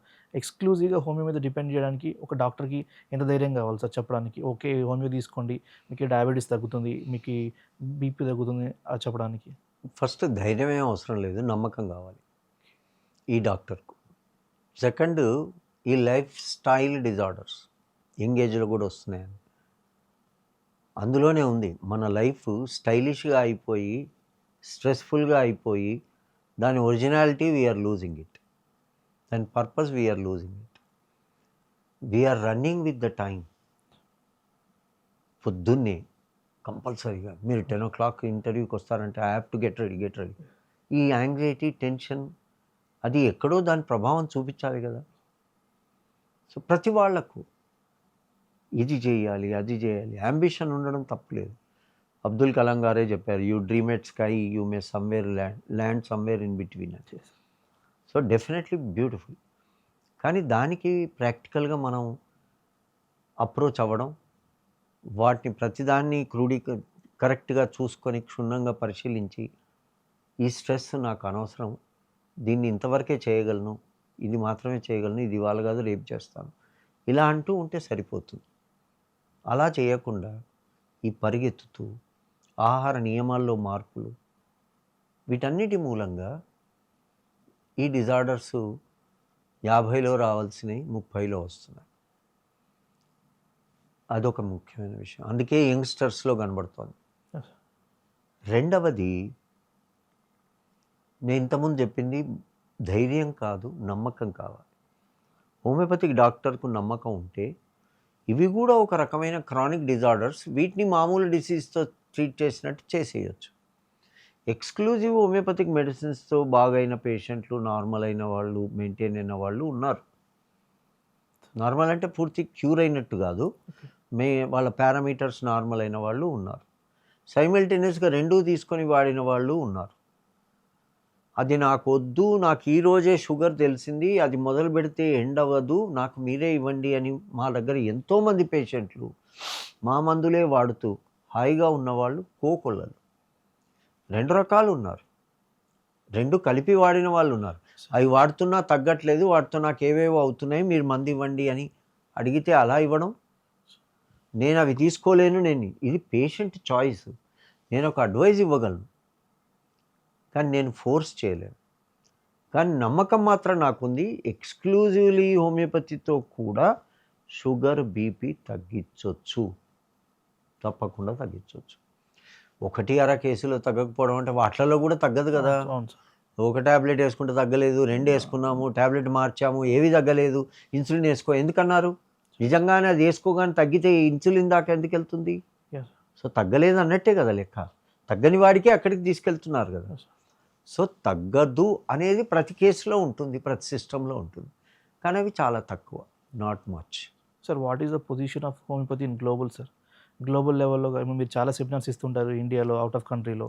సో హోమియోపతి పొజిషన్ ఏంటి సార్? అంటే లైక్ ఇండియాలో కానీ, వేరే అబ్రాడ్లో కానీ, లైక్ ఎట్ ప్రజెంట్ మన తెలంగాణలో కూడా తీసుకున్నా కూడా, what is the position of homeopathy sir? నిజంగా చెప్పాలంటే position of homeopathy is very encouraging. I usually call it as a relative term. నేను 1976లో జాయిన్ అయినప్పుడు ఉన్న పరిస్థితి, ఈరోజు ఉన్న పరిస్థితికి there is a sea of change. కానీ ఇంకా చాలా డెవలప్ కావాలి. దీనికి ఇవ్వవలసిన స్థానం అన్ని విధాలుగా ఇంకా చేరలేదు, చేరుతుంది, తప్పకుండా వస్తుంది. ఫస్ట్ తెలంగాణ గురించి ఆలోచిస్తే ఒకే కాలేజ్ ఉంది, తప్పకుండా ఇంకో 2 ప్రభుత్వ కళాశాలలు రావాలి హోమియోపతిలో. అందరూ దాని కొరకు వర్క్ చేయాలి, అది నా రిక్వెస్ట్. తర్వాత ఇక్కడ డిస్పెన్సరీస్ ఇంకా కొత్తవేవి రాలేదు. 2 బైఫర్కేట్ అయిపోయాక తెలుగు స్టేట్స్ కొత్త డిస్పెన్సరీస్ రాలేదు. కొత్త ప్రైవేట్ కాలేజెస్ వచ్చాయి, కానీ కొత్త డిస్పెన్సరీస్ రాలేదు. గవర్నమెంట్ జాబ్స్ అవకాశాలు కనబడితే స్టూడెంట్స్కి, డాక్టర్స్కి బెనిఫిట్ ఉంటుంది, ఎంకరేజ్మెంట్ ఉంటుంది, సిస్టమ్ డెవలప్ అవుతుంది. అది ముఖ్యమైనది. అది జరగాలి. ప్రభుత్వం మీద ఒత్తిడి తీసుకురావాలి. మన ఫ్రెటర్నిటీ, హోమియోపతిక్ డాక్టర్లు అందరూ, మనం అందరం. అది తెలంగాణ విషయం. భారతదేశానికి వస్తే మనకు ఈ గత 10-12 సంవత్సరాల నుండి మనకు ఒక ప్రత్యేకమైన మినిస్ట్రీ, ఒక మినిస్టరు, దానికి బాగా బడ్జెట్ కంపారిటివ్లీ ఇవన్నీ జరుగుతున్నాయి. కానీ ఫార్చునేట్లీ ఆర్ అన్ఫార్చునేట్లీ మన సెక్రటరీ గారు ఆయుర్వేద అవ్వడంతో కొంచెం ఆయుర్వేదాకు ఎక్కువ శాతం నిధులు కేటాయించడం జరుగుతోంది. కానీ దాన్ని కూడా మనం పూర్తిగా క్రిటిసైజ్ చేయలేం. ఫర్ వన్ రీజన్ ఏంటంటే ఆయుర్వేదాలో ఉండే ఇన్కము, ఆ ఇండస్ట్రీ కొంచెం చాలా పెద్దది. ప్రపంచవ్యాప్తంగా చూస్తే హోమియోపతి మోర్ దెన్ 80 కంట్రీస్లో ఇట్ ఈస్ అఫీషియల్లీ రికగ్నైజ్డ్. మొన్న ఉదాహరణకు ఫిబ్రవరిలో మన దుబాయ్లో there was an international AYUSH conference, third AYUSH conference. మా GHF was partner there, co partner. అక్కడ మన AYUSH minister government of India, AYUSH secretary government of India, even Goa CM, they were there as guests. There were more than 1500 delegates. దీంట్లో Ayurveda, Unani, homeopathy, సౌరిక్పా, తర్వాత యోగా అందరూ ఉన్నారు, naturopathy కూడా. Homeopathy second best అందులో, ఆయుర్వేద వాళ్ళు ఎక్కువ మంది ఉన్నారు, తర్వాత మనది. దీంట్లో ఇంటర్నేషనల్ డెలిగేట్ అసెంబ్లీ అని ఒకటి కూడా జరిగింది, అది మా డాక్టర్ శ్రీవల్స్కా ఆర్గనైజ్ చేశాడు. దాంట్లో 30 కంట్రీస్ పార్టిసిపేట్ చేశాయి. డెలిగేట్ అసెంబ్లీ వాళ్ళు ఎలా హోమియోపతిని ఎక్కడెక్కడికి తీసుకెళ్ళాలి, ఏమేమి డెలిగేట్ చేయాలి, తర్వాత ఏ గవర్నమెంట్కు ఏమేమి రిక్వెస్ట్ పెట్టాలి. ఎందుకంటే ఇప్పుడు ఇండియానే హబ్ ఫర్ హోమియోపతి. మిగతా కంట్రీస్ అన్ని they are asking India to lead them. So అట్లా సౌత్ ఆఫ్రికా, ఇంగ్లాండ్, ఇటువంటివన్నీ కంట్రీస్. సో అలా అక్కడ చాలా పెద్ద ఎత్తున డెలిగేట్ అసెంబ్లీ, ఐడిఏ అంటారు, అది చాలా పెద్ద ఎత్తున దాని మీటింగ్ జరిగాయి. రెజల్యూషన్స్, వైట్ పేపర్ రిలీజ్ అయింది, ఇవన్నీ జరిగాయి. రెస్పెక్టివ్ గవర్నమెంట్స్కి ఆ లెటర్స్ వెళ్ళాయి, ఇంక్లూడింగ్ గవర్నమెంట్ ఆఫ్ ఇండియా. అలానే same time CII, confederation of Indian industry, has recognized homeopathy as one of the industries. ఇదివరకే రికగ్నైజ్ చేసింది, కానీ దాన్ని ఇంప్లిమెంట్ చేయలేదు. మా డాక్టర్ జయేష్, మా చైర్మన్ ఆఫ్ జిహెచ్ఎఫ్ ఇన్ఫ్లుయెన్స్తోని మేము we were there part of their international delegation. We had a closed door meeting with the minister and secretary in Dubai. So we represented homeopathic doctors' grievances in UAE. వాళ్ళకి చాలా ఉన్నాయి. మన వాళ్ళు there are at least 146 homeopathic practitioners in UAE. Okay. So వాళ్ళ grievances అవి we put forth. So ఇటువంటివి ఇలా గ్లోబల్గా చాలా ఉన్నాయి. రాయల్ లండన్ హోమియోపతిక్ హాస్పిటల్కు అనుబంధంగా అక్కడ హ్యాన్మన్ హోమియో కాలేజ్ ఉంది, ప్రైవేట్గా వాళ్ళు కూడా నడుపుతున్నారు. ఎంఎఫ్ కోర్స్ కూడా నడుస్తుంది. Though it is not fully recognised, but it is also on the cards. మనకు ఇప్పుడు హోమియోపతిక్ ఎడ్యుకేషన్, ఫర్ ఎగ్జాంపుల్ నేను జాయిన్ అయినప్పుడు ఇట్ వాజ్ డిప్లొమా, తర్వాత ఐ డిడ్ గ్రాడ్యుయేషన్, తర్వాత ఎండి, పీజీ, తర్వాత PhD. So you have all 4 tier, ఇప్పుడు 3 tier అనుకోండి, diploma is drop. So you have at that level. And రీసెర్చ్కి there is a central council for research.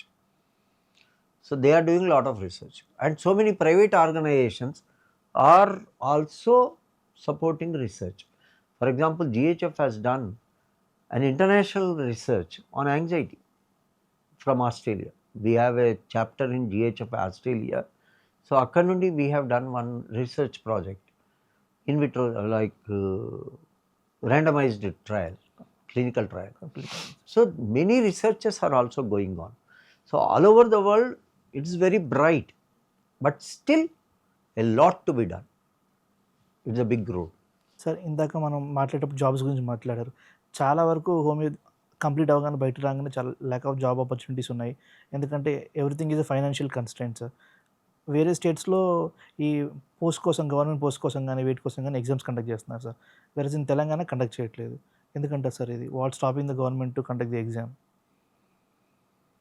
ఇప్పుడు వేరే స్టేట్స్లో అన్నారు కదా, ఫస్ట్ పాయింట్. సార్, కండక్ట్ చేయడం అంటే వేరే స్టేట్స్లో ఏం కండక్ట్ చేస్తున్నా నాకు తెలియదు, కానీ మనము మన తెలంగాణ గురించి ఆలోచిస్తే ఇక్కడ జాబ్ ఆపర్చునిటీసే ఆల్మోస్ట్ ఇప్పుడు అక్కడ స్టాల్ అయిపోయింది, ఆగిపోయింది. మళ్ళీ ఒక 2 కాలేజీలు కావాలి, కొన్ని డిస్పెన్సరీస్ కావాలి, ఇవి వస్తేనే జాబ్ ఆపర్చునిటీస్ ఇంక్రీజ్ అవుతాయి. వచ్చినప్పుడే వాటిని ఫిలప్ చేయడానికి వేకెన్సీస్‌ని రిక్రూట్ చేయడానికి అప్పుడు ఎగ్జామో, మరి ఇంటర్వ్యూనో ఏదో ఒకటి చేస్తారు. అడపాదడపా ఏదో 2, 3, 2, 3, 2, 3 జరిగాయి. అప్పుడు మా మిత్రుడు డాక్టర్ రాజేందర్ రెడ్డి డైరెక్టర్‌గా ఉన్నప్పుడు కొంత రిక్రూట్‌మెంట్ జరిగింది. అక్కడికక్కడికి ఆగిపోయింది. తర్వాత 1, 2 పోస్టులకు జరిగిందని విన్నాను. మళ్ళీ అక్కడ ఆగిపోయింది. అంటే అక్కడోటి, ఇక్కడోటి అనడమే గానీ, ఏదైనా ఒక ఎట్ రాండమ్‌గా కొంత సంఖ్యాపరంగా ఓ 15, 20 డిస్పెన్సరీలొచ్చాయి. ఓ 2 కాలేజీలొచ్చాయి. ఓ 40 పోస్టులొచ్చాయి. ఇలా వస్తే ఏమన్నా రిక్రూట్‌మెంట్‌కు అవకాశం ఉంటుంది. అప్పుడు మళ్ళీ ఓ ఎగ్జామో, ఇంటర్వ్యూనో ఏదో జరుగుతుంది. అటువంటిది లేకపోవడానికి వేకెన్సీలు లేకపోవడమే మెయిన్ కారణం. ఆంధ్రప్రదేశ్‌లో అయితే every time they are conducting under the మన ఏపీఎస్సీ కింద కండక్ట్ చేస్తున్నారు సార్ ఎగ్జామ్‌ని. క్లినికల్ టీచింగ్ పొజిషన్‌లో గానీ, లేకపోతే మెడికల్ ఆఫీసర్ పొజిషన్స్‌లో గానీ, అంటే వాళ్ళు వదలడమే పోస్టులు ఒక 10, 15 అలా వదలడం చెప్పేసి. కానీ మన దగ్గర వదలలేకపోతున్నారు సార్. ఎందుకంటే మేబీ వాళ్ళ దగ్గర 2 ఆర్ 3 మోర్ గవర్నమెంట్ కాలేజెస్ ఉండడం, మీరు చెప్పినట్టు మన దగ్గర లేకపోవడం మెయిన్ రీజనా సార్? లేకపోతే ఇంకా నెక్స్ట్ లెవెల్‌లో ఎళ్ళినప్పటికి లేకపోతే కాలేజ్ వస్తేనే ఇది రావడం ఛాన్స్ ఉంది. ఎగ్జామ్ పెట్టే ఛాన్స్ ఉందా? అంతే గదా! ఇప్పుడున్న కాలేజీలో వేకెన్సీలు కొన్నున్నాయి. వాటిని కొన్నిగా ఏదో అప్పుడు మా మా స్టూడెంట్సే కొంతమంది రిక్రూట్ అయ్యారు. Yes sir. భావన, సంగీత ఇటువంటి వాళ్ళందరూ రిక్రూట్ అయ్యారు. ఆ వేకెన్సీలు చూపిచ్చారు. దాని ప్రకారం ఫిలప్ చేశారు. కొన్ని మెడికల్ ఆఫీసర్ పోస్టులు వేకెంట్ ఉంటే వాటిని ఫిలప్ చేశారు. నేను ఇంతకుముందు చెప్పినట్టుగానే సేమ్ ఏంటంటే మీకు ఓ కాలేజ్ వస్తే ఓ 40 పోస్టులో, 30 పోస్టులో, ఓ హాస్పిటల్ వస్తే ఓ 5, 6 పోస్టులు, ఓ డిస్పెన్సరీలు కొన్ని వస్తే వాటి పోస్టులు అవి క్రియేట్ అవ్వాలి. అవి కొత్తగా డెవలప్ చేయాలి. వాటిని ఓపెన్ చేయాలి. ఆ ఓపెన్ అవ్వలేదు గదా! ఆ ఓపెన్ అయ్యి చాలా రోజులైంది. ఒక కొత్త డిస్పెన్సరీ వచ్చి ఎన్ని రోజులైంది? చాలా రోజులైంది. అటువంటివి ఏమన్నా వచ్చినప్పుడు డెవలప్‌మెంట్ ఉన్నప్పుడు మన పిల్లలకి ఉద్యోగ అవకాశాలొస్తాయి. రానంత మట్టుకు ఉద్యోగ అవకాశాలుండవు. పాపం ఏదో కష్టపడి ఆ కార్పొరేట్ క్లినిక్, ఈ కార్పొరేట్ క్లినిక్ వాళ్ళ దగ్గర అసిస్టెంట్, వీళ్ళ దగ్గర అసిస్టెంట్‌గానే కష్టపడుతుంటారు. వాళ్ళు ప్రైవేట్ ప్రాక్టీస్ పెడితే ఇనీషియల్‌గా కొంత కష్టం ఉంటుంది. కానీ నిలదొక్కుకొని ధైర్యంగా, నమ్మకంగా ఉంటే తప్పకుండా అంటే నేనిప్పుడు అంటున్నానని గాదు. నేను అన్ని రకాలుగా చూశాను గాబట్టి చెప్తున్నాను ఖచ్చితంగా with experience. Private practice the best. You will enjoy. You will get more money than expected. Sir చాలామంది పేషెంట్స్ మన దగ్గరికి వచ్చినప్పుడు 2 ఆర్ 3 టైమ్స్ వస్తుంటారు సార్. వచ్చిన తర్వాత మాకు తగ్గలేదు, ఇంప్రూవ్‌మెంట్ అవ్వలేదని చెప్పేసి ఇన్ బిట్వీన్ ట్రీట్మెంట్ ఆపేస్తుంటారు సార్ నార్మల్‌గా. దానికి మనం ఎలా ఆ పేషెంట్స్‌ని మనం ఎలా కౌన్సిల్ చేయొచ్చు సార్? ఎలా అప్రోచ్ అలాంటి పేషెంట్స్‌ని మనం ఎలా ఫస్ట్ పాయింట్ ఏంటంటే, ఇప్పుడు ఒక పేషెంట్‌కు తగ్గకపోవడానికి మనకై మనం కారణం వెతుక్కోవాలి. ఫస్ట్ ఇంట్రాస్పెక్ట్ చేసుకోవాలి. అంతర్మథనం తప్పకుండా చూసుకోవాలి. నేనెక్కడైనా తప్పుపోయానా? ఏమైంది? కేస్ కరెక్ట్ తీసుకున్నానా? తీసుకొని దాని అనాలిసిస్, ఎవాల్యుయేషన్, రిపట్రైజేషన్ అవి చేశానా? ఎందుకంటే, మనము సైంటిఫిక్ ప్రిస్క్రైబర్ లెవెల్‌లోనే ఉన్నాం. అప్పుడే టక్కున ఇట్లా చూసేసి నాకు ఇది మందొచ్చింది అని వేయకుండా కొత్త డాక్టర్లు సాధ్యమైనంత మట్టుకు ఒక రిపర్టరీ యొక్క సహాయం తీసుకొని ఒక మంచి డ్రగ్‌ని సెలెక్ట్ చేసుకోవడం మంచిది. మన మెమరీ ఎంత కరెక్ట్‌గా ఉన్నా ఒక్కోసారి కొన్ని మంచి మందులు మనం మిస్ అవ్వచ్చు. వాటికన్నా ముందేంటంటే పర్ఫెక్ట్‌గా case taking very important. Patient వచ్చి చెప్పినప్పుడు పర్ఫెక్ట్‌గా అంటే మీరు ఫైనల్ ఇయర్ ఎగ్జామ్‌లో ఎలా తయారై కేస్ తీసుకుంటారో అలా కేస్ తీసుకోవాలి.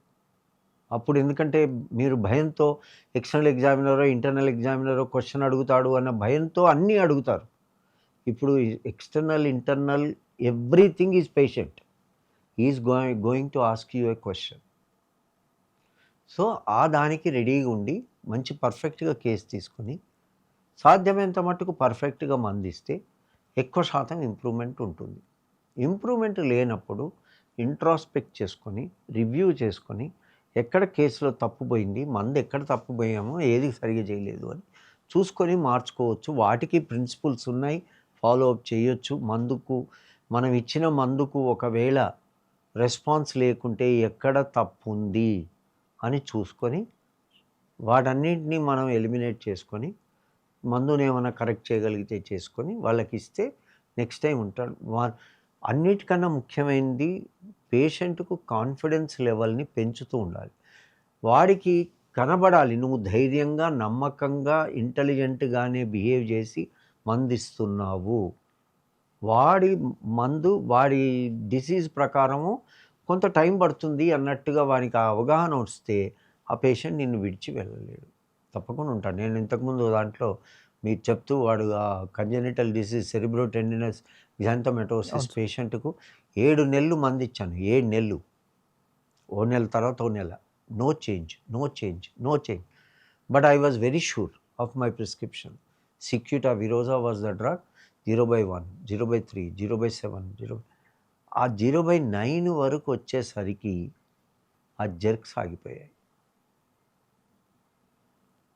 వా వా స్టెబిలిటీ వచ్చింది. వాళ్ళ అమ్మ, నాన్న చాలా సంతోషం. So, it is not end of the road. కానీ నేను చెప్పే ఉదాహరణ ఏంటంటే, ఇన్ని నెలలు మీరు అడిగిన క్వెషన్‌లో భాగంగా, ఇన్ని నెలలు వాళ్ళ ఒక పేషెంట్. యంగ్ డాక్టర్ దగ్గర ఉండడు. అవును సార్. ఒక నెల, 2 నెలలు ఉండి ఏం పని చేయట్లేదని వెళ్ళిపోతాడు. కానీ మీరు నమ్మకం కలిగించి వాడికి చెప్పగలగాలి. ఈ వ్యాధికి అంతే తగ్గడానికి ఇంత టైం పడుతుంది. ఫస్ట్ నీకు ఈ వ్యాధి గురించి అవగాహన ఉండాలి. పేషెంట్ గురించి అవగాహన ఉండాలి. ఈ మందు ఇస్తే ఇన్ని రోజులు పడుతుందని.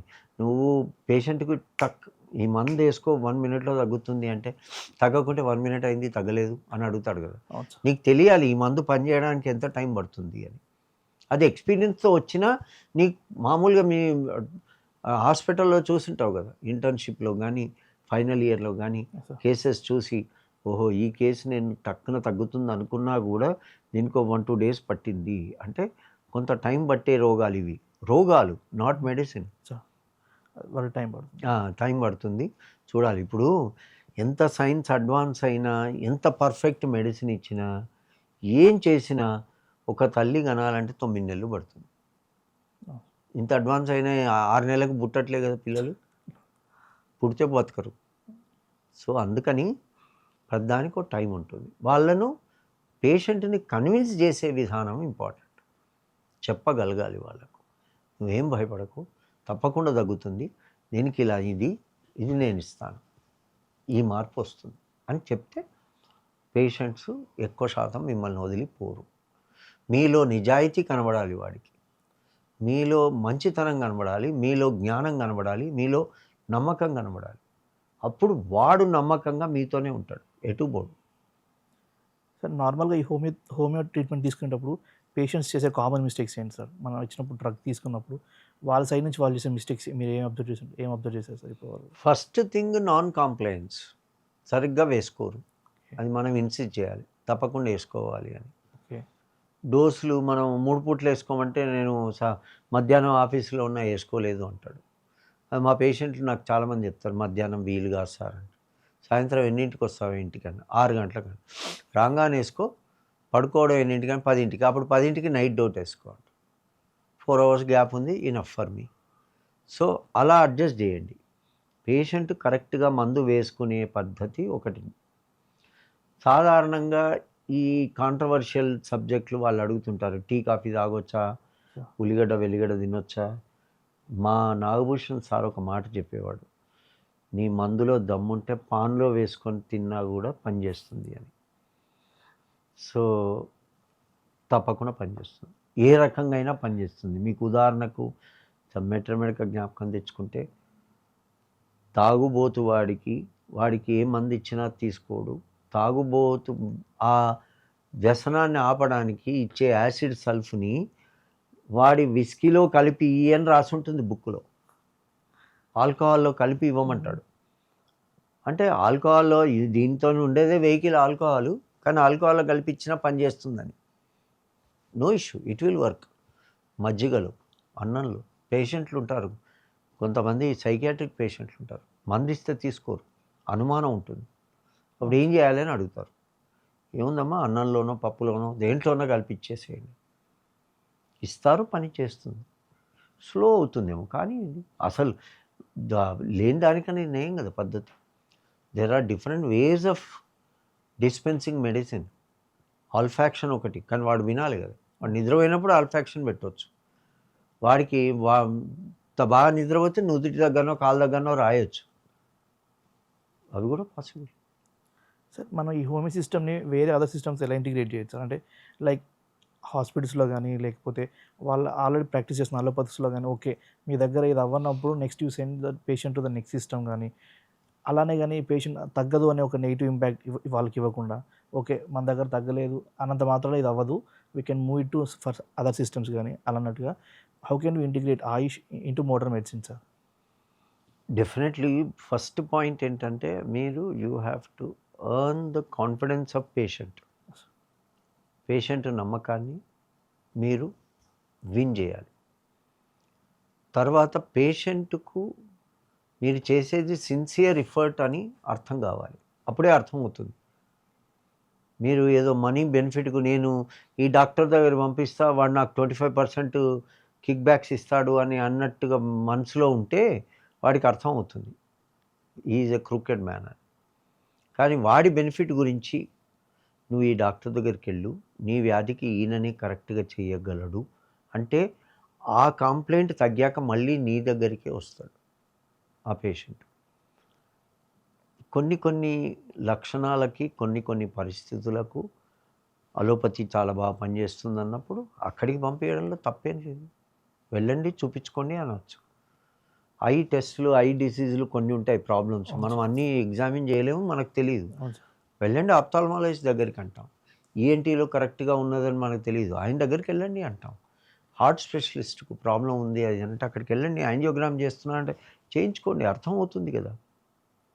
సో, ఏమిటి, ఎలా అన్నది ఏ పరిస్థితి అన్నది ఎందుకంటే హానుమాన్ కూడా క్లియర్‌గా చెప్పాడు కదా! ఏమేమి ఎక్కడ ఇప్పుడు సర్జికల్ డిజార్డర్స్ అన్నది క్లాసిఫికేషన్ ఆఫ్ డిసీజెస్‌లో చెప్పాడు.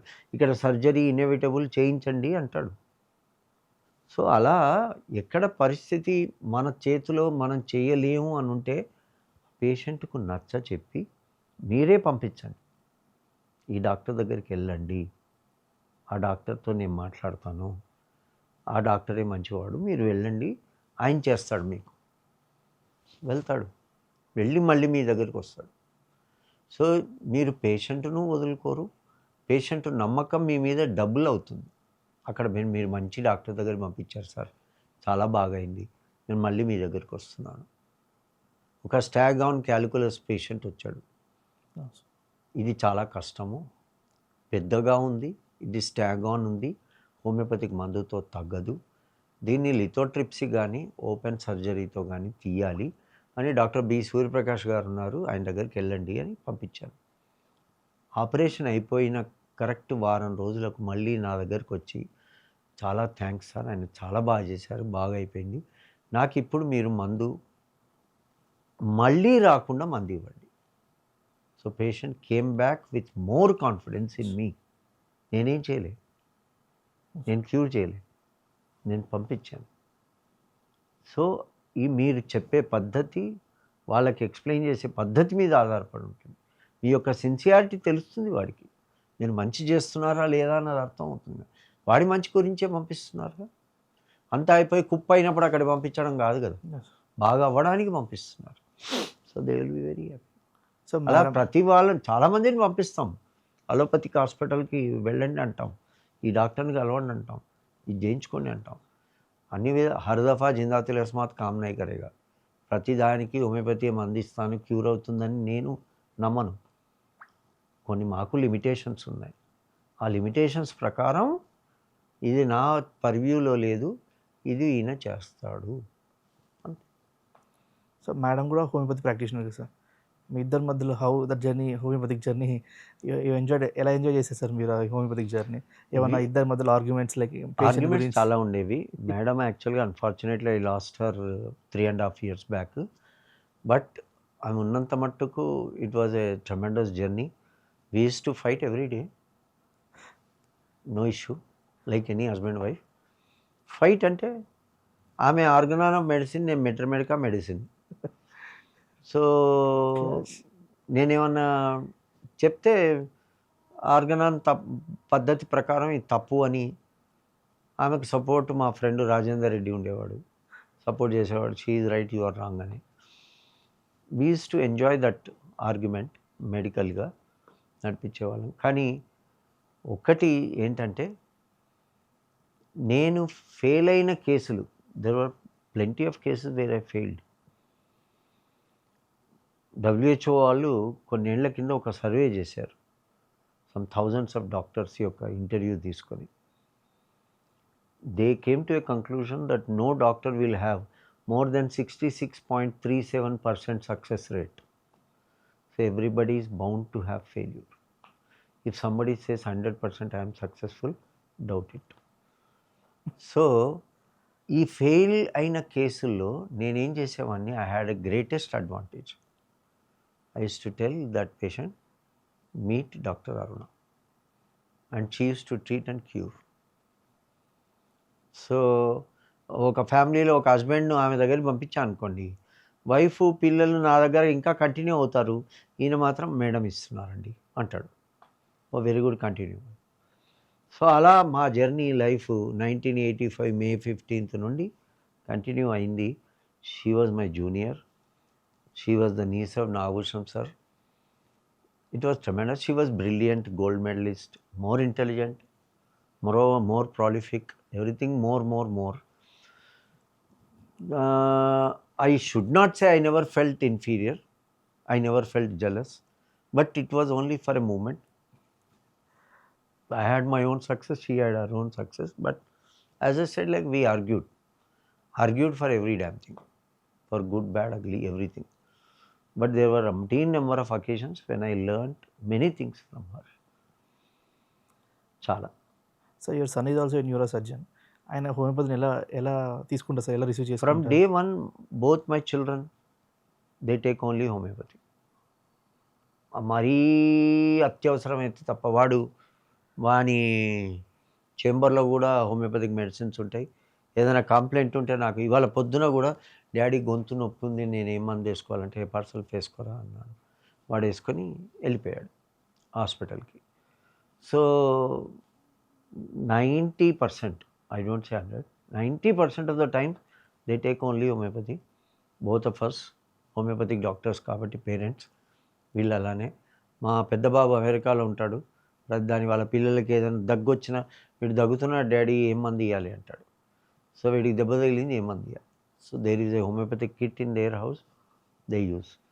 We always try to use, if not use. But there are many occasions when we used allopathy also. Yes.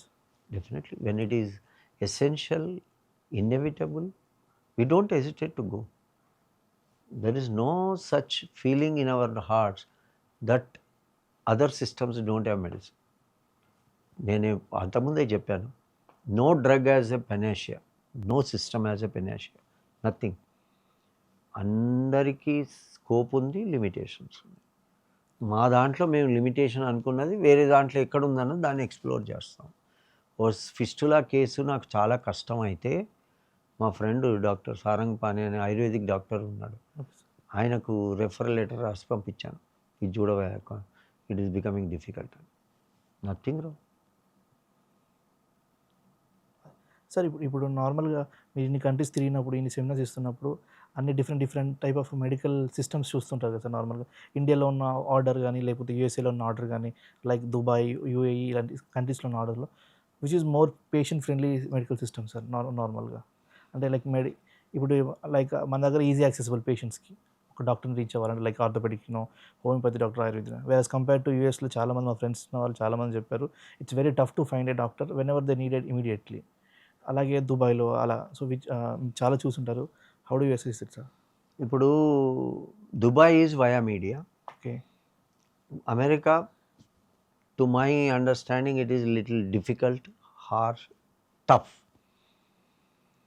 ఎట్లా అంటే అక్కడ there is a procedure. You have to first go to ER, emergency. అక్కడ record అయ్యాక మీకు కావాల్సిన specialist చూడడానికి appointment దొరకడానికి time పడుతుంది, దానికి కావాల్సిన మందు రావడానికి టైం పడుతుంది. ఇవన్నీ చాలా కష్టాలు, తీరిగ్గా జరిగేవి. ఎమర్జెన్సీలో they attend to you in seconds, minutes, they do the work. But ఆ స్పెషలిస్టు అవి ఇవి process, procedure, it takes a longer time. మన దగ్గర ఎమర్జెన్సీలో, for example, I had an emergency at home, Yashoda సోమాజిగూడకు we reached in 4 minutes and the specialist reached in 8 minutes. That's it. Can you ever imagine? Yes. the specialist can come there in 8 minutes, which can happen only in India. So the medical system accessibility approach fantastic in India, irreplaceable. మిగతా చోట్లలో అలా ఉండడానికి there is one more reason. వాళ్ళ దగ్గర legal cases ఎక్కువ, insurance full, everything is dependent on insurance. ఇప్పుడు మన దగ్గర కూడా ఇన్సూరెన్స్ వచ్చినప్పటి నుండి నువ్వు డైరెక్ట్ ఎందుకు పోయినావు, నీకు ఇన్సూరెన్స్ డబ్బులు రావు అంటారు.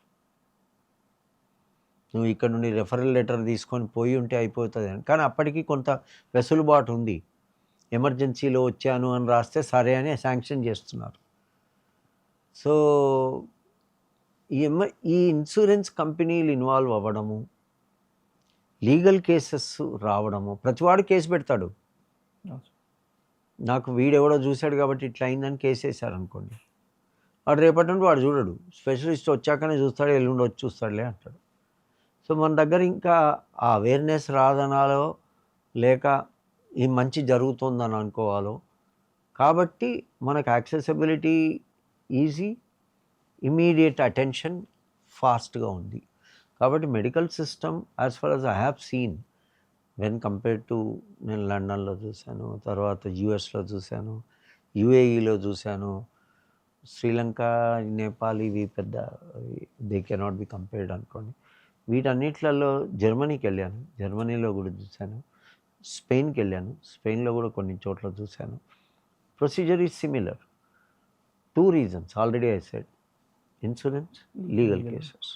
దాని మూలంగా హర్డిల్స్, ఓవర్ కాషియస్నెస్, బాగా జాగ్రత్త పడతారు. నా దగ్గర చదివిన జేఎస్పిఎస్ స్టూడెంటు వర్జీనియాలో ఒక హాస్పిటల్లో అసిస్టెంట్గా పనిచేస్తుంది. ఆమె చీఫ్ రెస్పిరేటరీ స్పెషలిస్ట్. ఆయన అపాయింట్మెంట్ తీసుకొని నన్ను కలవడానికి వచ్చాడు నేను అమెరికా విజిట్ చేసినప్పుడు. ఆయనకున్నది రెస్పిరేటరీ ప్రాబ్లం, ఆస్తమా ప్రాబ్లం. ఆయన యొక్క కేసు ఏంటంటే, is an Indian, is from Bengaluru. ఆయన క్లీవ్లాండ్ మెడికల్ సెంటర్కు బెంగళూరు నుండి షిఫ్ట్ అయ్యాడు. అక్కడ వెళ్ళి ప్రాక్టీస్ చేస్తూ అక్కడ ఉంటే ఇన్సూరెన్స్ అవి ఇవన్నీ చేయించుకున్నాడు. పూర్తి డీటెయిల్స్ ఆయన చెప్పలేకపోయాడు. That was not my purview కాబట్టి I did not show much interest. But essence ఏంటంటే, ఓ young fellow was brought to the ER. ఈయన ఇమీడియట్గా రిసెసిటేట్ చేసి అది చేసి ఇది చేసి వాడిని బతికిచ్చాడు. వాడు కేసు వేసాడు, నన్ను అనవసరంగా బతికిచ్చాడు ఈయన. మనకి ఏదో $1 million ఏదో పెనాల్టీ వేస్తే $50,000 ఇన్సూరెన్స్ కట్టింది, $50,000 ఈయన కట్టాడు. $50,000 ఎంత అయి ఉంటుంది చూడండి. అప్పటికి ఈయన వెళ్ళి 1 year అయింది. ఇక్కడ బెంగళూరులో ఇల్లు అమ్మి అక్కడ కట్టాల్సి వచ్చింది. సో ఇలాంటి లీగల్ అప్పటి నుండి ఏమంటాడంటే, నేను ఎమర్జెన్సీలో పోస్టే వేయించుకోను, ఆ పోస్టింగ్ ఇచ్చినా కూడా నేను చాలా జాగ్రత్తగా ఉంటాను, ఏమని బతికించాను, చాలా జాగ్రత్తగా చేస్తాను. ఈ పరిస్థితులు అందుకు డెవలప్ అయ్యాయి. సో మన దగ్గర అలా లేదు. నాకు ఏముంటుందంటే, ఫస్ట్ వీడిని బతికించాలి, తర్వాత చూద్దాంలే, ఆ కోర్టు లేదు మన లేదు, చూద్దాంలే. సో మనకు ఈ హ్యూమన్ అప్రోచ్ ఇంకా పాడవ్వాలి. అందుకని this is the best system. Sir, ఇప్పుడు హోమియో ఈ పర్స్పెక్టివ్ మనుషులు దాటేసి చాలా వరకు ప్లాంట్స్ మీద కూడా కొన్ని యూస్ చేస్తున్నారు, యానిమల్స్ మీద యూస్ చేస్తున్నారు, వెటనరీ దాంట్లో కూడా యూస్ చేస్తున్నారు. సో దీనిపైన మీ టేక్ ఏంటి sir? How it is working? It is fantastic. యాక్చువల్గా వాటి యొక్క రీసెర్చ్ పెరగాలని నేను కోరుకుంటాను, పెరుగుతుందని కోరుకుంటాను, విశ్వసిస్తాను. ఎందుకంటే ప్లాంట్స్ మీద, యానిమల్స్ మీద హోమియోపతి బాగా పనిచేస్తుందని ప్రపంచం అంతా నమ్మినప్పుడు, homeopathy is a science. There is no psychological involvement. Plants మీద, ఫర్ ఎగ్జాంపుల్ నా దగ్గర స్టూడెంట్గా ఉన్నవాడు బీదర్లో వాడు కీర్తి ఫల్ అని ఒకటి తయారు చేశాడు. అది ఆ హోమియోపతిక్ మెడిసిన్ చల్లితే భూమిలో 4 అంతలు కేన్ షుగర్ గ్రోత్ ప్రొడక్షన్, పత్తి, పసుపు, ఇటువంటివి. ఇలా తర్వాత నేను మొన్న భారతీయ విద్యాపీఠలో మా నేషనల్ జర్నల్, నేను దానికి chairman, national journal of homeopathy chief editor. ఆ నేషనల్ జర్నల్ ఆఫ్ హోమియోపతి మా విశ్వలా పార్సార్ మెమోరియల్ సెమినార్ పెట్టాము అక్కడ భారతీయ విద్యాపీఠలో, పూణేలో. అక్కడ వాళ్ళు ఇవి రీసెర్చ్ యాక్టివిటీస్ చూపించారు. అందులో క్యాల్కేరియా ఫాస్ 6X సింపుల్ 3 తొట్లు తీసుకున్నారు. ప్లాసిబో, మామూలు వాటరు, క్యాల్కేరియా ఫాస్ 6X ఒక ప్లాంట్. 21 డేస్లో గ్రోత్ చూస్తే క్యాల్కేరియా ఫాస్ది 3 times more growth. Simple. So what more do you require to compare and tell that the efficacy of homeopathy is unparalleled?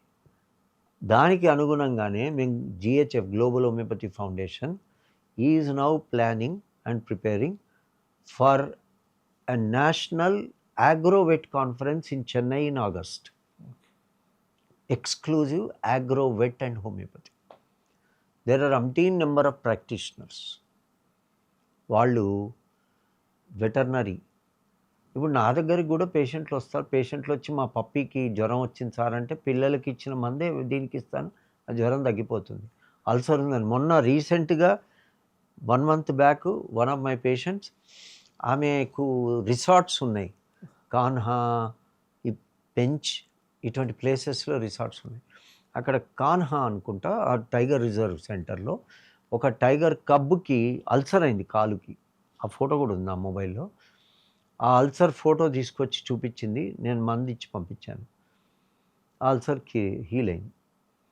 So whether it is a tiger or a cat, dog or a horse, homeopathy works because it is dynamic, it affects, it works.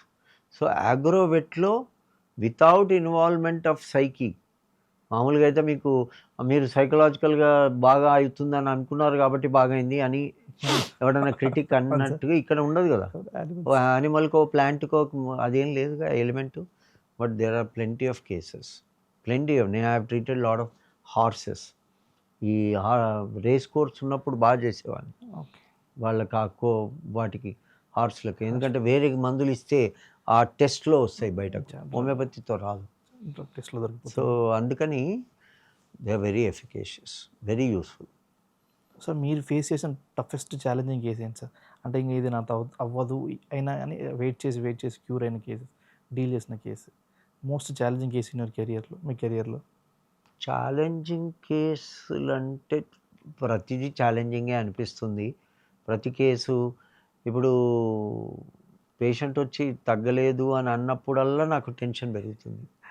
నేను ఇంత ఏదో గర్వంగా ఇంత experience ఉండి మంది ఇస్తే తగ్గలేదు అంటున్నాడే అని అప్పుడు బాగా ఆలోచించాల్సి వస్తుంది. బాగా బుర్ర పెట్టి చూడండి అని మా అసిస్టెంట్లను అడిగి ఒకసారి రివ్యూ చేయండి, అది చేయండి, ఇది చేయండి అని అనడం, ఇట్లా ప్రతిదీ కేసు ఛాలెంజింగ్గానే ఉంటుంది. ఈ మధ్య కాలంలో టేకప్ చేసిన రేర్ డిసీజెస్లో ఛాలెంజింగ్ అనిపిస్తుంది. ఎందుకంటే ఒక ఎంతూజియాజం డబుల్ అయింది నాకు వాటిని బట్టి. ఇప్పుడు నా my main target is to treat rare diseases. So అది ఒకటి అనిపిస్తుంది. హెచ్ఐవి కేసెస్లో నాకు బాగా నమ్మకం ఏంటంటే ఇవాళ మంది ఇచ్చి 3 నెలల తర్వాత చూస్తే CD4 పెరుగుతుంది, వైరల్ లోడ్ తగ్గుతుంది. ఏదన్నా కేసులో ఒక 5 to 10% కేసెస్లో అలా రివర్స్ అయినవి కూడా ఉన్నాయి. వాటిని అప్పుడు నాకు ఛాలెంజింగ్ అనిపిస్తుంది. అలా అంటే ప్రతి కేసు ఛాలెంజింగ్. చిన్నపిల్లలు ఛాలెంజింగ్, ఇన్ఫర్టిలిటీ కేసులు ఛాలెంజింగ్. ఇప్పుడు మా దగ్గర కొంతమంది పేషెంట్లు ఎలా ఉందంటే నమ్మకం ఏం జరుగుతుందంటే, మనకు పేషెంట్లే ఈనాడు పేపర్లు, వాళ్ళే అందరికీ చెప్తుంటారు. సో ఒక ముస్లిం ఫ్యామిలీస్ ఉన్నాయి ఇక్కడ ఓల్డ్ సిటీలో. వాళ్ళు వచ్చినప్పుడల్లా ఎవరివో 2-3 రెఫరెన్స్ ఇస్తారు. ఉनको 2 महीने में ప్రెగ్నెన్సీ आ गया मुझे दे. अरे 2 महीने में कैसे आते हैं అంటే ఇక వీళ్ళకు 2 months కాగానే ప్రెగ్నెన్సీ రాకుంటే ఇక వాయించడమే. उनको 2 महीने में आ गए, మనకు नहीं आ रहे. సో ఇది challenging. Everything is a challenging. తగ్గుతుంది అని అనుకున్నప్పుడు తగ్గలేదు అంటే అది ఛాలెంజింగ్. ఏదైనా ఇప్పుడు చిన్నపిల్లలలో ఆటిస్టిక్ చిల్డ్రన్ ఉన్నారు, వాళ్ళ యొక్క బిహేవియర్ను నెల రోజుల్లో నేను మార్పు చూడకుంటే అది నాకు ఛాలెంజింగ్ అనిపిస్తుంది. ఈ మందు ఇచ్చాను, it should have worked. 1 month is a big time, మార్పు కనబడాలి అని. నిన్న బాబు వచ్చి వాడు నవ్వుతూ నా ఒడిలోకి ఎక్కేస్తే ఎంత ఆనందం అనిపించిందంటే, వాడు ఎంత డిస్ట్రక్టివ్ ఉండే, ఎంత రెస్ట్లెస్ ఉండే అంటే, వాడు నా ఒడిలోకి వచ్చి కూర్చుంటే అసలు నాకు పట్టలేని ఆనందం అనిపించింది. సో ఆ first day it was a challenging one. It is complete relief. So అలా ఉంటుంది, ప్రతి కేసు ఛాలెంజింగే. సార్ ఇప్పుడు హెచ్ఐవికి క్రోటాలా సాలిడ్స్ ఒక్కటే ఇస్తారా సార్? లేకపోతే డిపెండింగ్ అపాన్ ద కేస్‌తో పాటు అదర్ సప్లిమెంటేషన్ ఏమైనా ఇవ్వడం గానీ, లేకపోతే చాలా ఇస్తాం, డ్రగ్స్ వేరే డిపెండ్స్ ఆన్ ద కేస్. ఇప్పుడు ఫర్ ఎగ్జాంపుల్ వాడికి యాక్సిడెంటల్లీ డిస్కవర్ అయింది, ఏదో ఎల్ఐసి వెళ్ళాలి, దుబాయ్ వెళ్ళాలి, టెస్ట్ చేస్తే వచ్చింది అంటే వాడికి క్రోటాలా సాలిడస్ వారానికో డోసో నెలకో డోసో ఇచ్చేసి మానిటర్ చేస్తుంటాం. ఎందుకంటే వాడికి CD4 వైరల్ లోడ్ బాగుంటాయి కాబట్టి. లేదు CD4 వర్స్ ఉంది, నా దగ్గర 4 CD4 ఉన్న వాళ్ళు కూడా వచ్చారు. వైరల్ లోడ్ 2,42,48 lakhs వాళ్ళు కూడా వచ్చారు. So it's a challenge. వాళ్లకు కంపల్సరీగా నేను ఎకినేషియా మదర్ టింక్చర్ కానీ 5-6X కానీ ఈ ట్యాబ్లెట్స్ ఇస్తాను. చాలా కేసుల్లో క్రోటాలా సాలిడస్ 30తో స్టార్ట్ చేస్తాం, కానీ కొన్ని కేసెస్లో ఒక పేషెంట్కు right side hemiplegia because of infarction and RVD, ఈ హెచ్ఐవి, వాళ్ళకు క్రోటాలా సాలిడస్ 0/1 ఇచ్చాను, అట్లా స్టార్ట్ చేశాను. సో డిపెండ్స్, వాళ్ళకు సపోర్టివ్గా ఇవ్వచ్చు సిమ్టమ్స్ బట్టి. ఒకవేళ కొంతమందికి నేను ఒక 5% కేసెస్లో క్రోటాలా సాలిడస్ ఇవ్వలేదు, కేసు అంతా తీసుకుంటే ఓనికి మెడోరినం వచ్చింది, మెడోరినమే ఇచ్చాను, ఇంకేమంది ఇవ్వలే. ఓనికి సిఫిలినం వచ్చింది, అదే ఇచ్చాను. సో అలా కాక్ షూర్ రెమెడీ ఉంటే క్రోటాలా సాలిడస్ ఇవ్వలేదు. If it is not sure crotalus ఇచ్చాను. సో ఒక క్రోటాలా సాలిడ్స్ అనేది మేజర్‌గా మెయిన్ అంటే నా మెయిన్ డ్రగ్ అది, కానీ అది ఇవ్వాలా వద్దా అన్నది కేసు బట్టి, ఎంత ఇవ్వాలి ఇంకేమైనా ఇవ్వాలా అన్నది ఈచ్ కేసు బట్టి డిసైడ్ చేస్తాం. సార్ ఇప్పుడు ఈ అడ్వాన్స్ అయిపోయిన తర్వాత ఏ ఇంపాక్ట్ ఎంతవరకు ఉంటుందో సార్ హోమియోపతి పైన? వేరే మెడిసిన్స్ వేరే సిస్టమ్స్ పైన చాలా ఇంపాక్ట్ చూపిస్తుంది ఇప్పటివరకు, బట్ హోమియోపతి పైన ఎలా ఉండొచ్చు అనుకుంటున్నాను సార్ ఏ ఇంపాక్ట్? ఏఐని మనం మంచిగా చాలా వాడుకోవచ్చు. ఏఐ వలన case taking will be easy. AI మనకు హెల్ప్ చేస్తుంది ఒక కరెక్ట్ కాన్స్టిట్యూషన్ అరైవ్ అవ్వడానికి. AI is a technological advancement. దాన్ని కంప్యూటర్ వచ్చిన తర్వాత మాన్యువల్గా రాసే కేస్ షీట్ తీసేసి ఇప్పుడు కంప్యూటర్లో కొట్టట్లేదు. ఇది అంతే, ఒక డెవలప్మెంటల్ స్టేజ్ అది. It will not replace human brain. హోమియోపతిలో more so 1+1 is 2 in allopathy, 1+1 maybe 2 in homeopathy. ఎందుకంటే మనకు రిపటరైజ్ చేస్తే ఫస్ట్ వచ్చిన డ్రగ్గే ప్రతి కేసులో ఇవ్వం, సెకండ్ ఇవ్వచ్చు, థర్డ్ ఇవ్వచ్చు, ఫోర్త్ ఇవ్వచ్చు. అది ఎందుకు ఇస్తామంటే నా బుర్రతో, నా నాలెడ్జ్తో, నా ఎక్స్పీరియన్స్తో, నా అవగాహనతో వీడికి ఈ సిమ్టంలో వచ్చిన drug more important than this symptom అని ఆ క్వాలిటేటివ్గా డిసైడ్ చేస్తాను. అది ఏఐ డిసైడ్ చేయదు. సో ఏం చెయ్యాలి అన్నది మన మీద ఆధారపడి ఉంటుంది. బట్ దాని హెల్ప్ తీసుకుంటే ఫాస్టర్గా, బెస్ట్గా, మంచి మెథడ్లో సెలెక్ట్ చేసుకోవచ్చు. సార్ మేడం నేమ్ మీద ఇప్పుడు అవార్డు ఇవ్వడం స్టార్ట్ చేశారు sir. What is the idea behind that sir? యాక్చువల్గా ఎంకరేజ్ చేయాలి అని, ఎందుకంటే madam was always telling philosophy రానివాడు హోమియోపతి ప్రాక్టీస్ చేయలేడు అని నన్ను క్రిటిసైజ్ చేసేది. మీకు రాదు కాబట్టి మీరు ప్రాక్టీస్ చేయలేరు. సో అయితే పిల్లలకు అలా ఇచ్చి ఆ ఎంకరేజ్ చేస్తే బాగా చదువుతారు, బాగా డెవలప్ అవుతారు, బాగా ప్రాక్టీస్ చేస్తారు, హోమియోపతిని డెవలప్ చేస్తారు అని ఓన్లీ ఒక చిన్న అదన్నట్టు ప్రోత్సాహిక. చాలా వరకు నేను డీల్ చేసిన కానీ మానవ వచ్చే కేసెస్లో ఎస్పెషల్గా మోస్ట్ ఎఫెక్టింగ్ కేసు వచ్చేసి ఆర్థరైటిస్, ఆస్టియోఆర్థరైటిస్ కేసెస్. చాలా వరకు కేసెస్లో ఓల్డ్ పీపుల్లో ఆస్టియోఆర్థరైటిస్ కేసెస్ వస్తున్నాయి సార్. దీనికి చాలామంది అంటే వాళ్ళు నన్ను అడిగే సజెషన్ టీకేఆర్ టోటల్లీ రీప్లేస్మెంట్ చేయించుకోవాలా, మోస్ట్ అడ్వాన్స్ స్టేజెస్లో ఉన్న వాళ్ళు కానీ ఇంకా నడవడానికి ఇబ్బందులు ఉన్న వాళ్ళు టీకేఆర్ చేయించుకోవాలా, లేకపోతే పెయిన్ కిల్లర్స్ వాడాలా, హోమియోపతిలో దీనికి ఎంత పర్స్పెక్టివ్ ఉంది అని చెప్పేసి మోరార్లెస్ ఒక 2-3 కేసెస్లో మేము చూసాం సార్. అది చాలా వరకు ఇంప్రూవ్మెంట్ ఉంది, కానీ పర్ డే అదే వాళ్ళకి ఆ రోజు యూస్ చేస్తేనే ఇంప్రూవ్మెంట్ ఉంది, లేకపోతే లేదన్నట్టుగా చాలామంది చెప్తున్నారు. దీన్ని మనం ఎలా డీల్ చేయొచ్చు సార్? నార్మల్గా కంప్లీట్గా స్ట్రాంగ్ మూమెంట్స్ ఏం లేకుండా జస్ట్ ఇక లేచి నడవడానికే ఇబ్బంది అవుతున్న ఆస్టియోఆర్థరైటిస్ పేషెంట్స్ ఉన్నారు సార్. దాన్ని మనం డీల్ చేయొచ్చు సార్, లేకపోతే best to suggest TKR?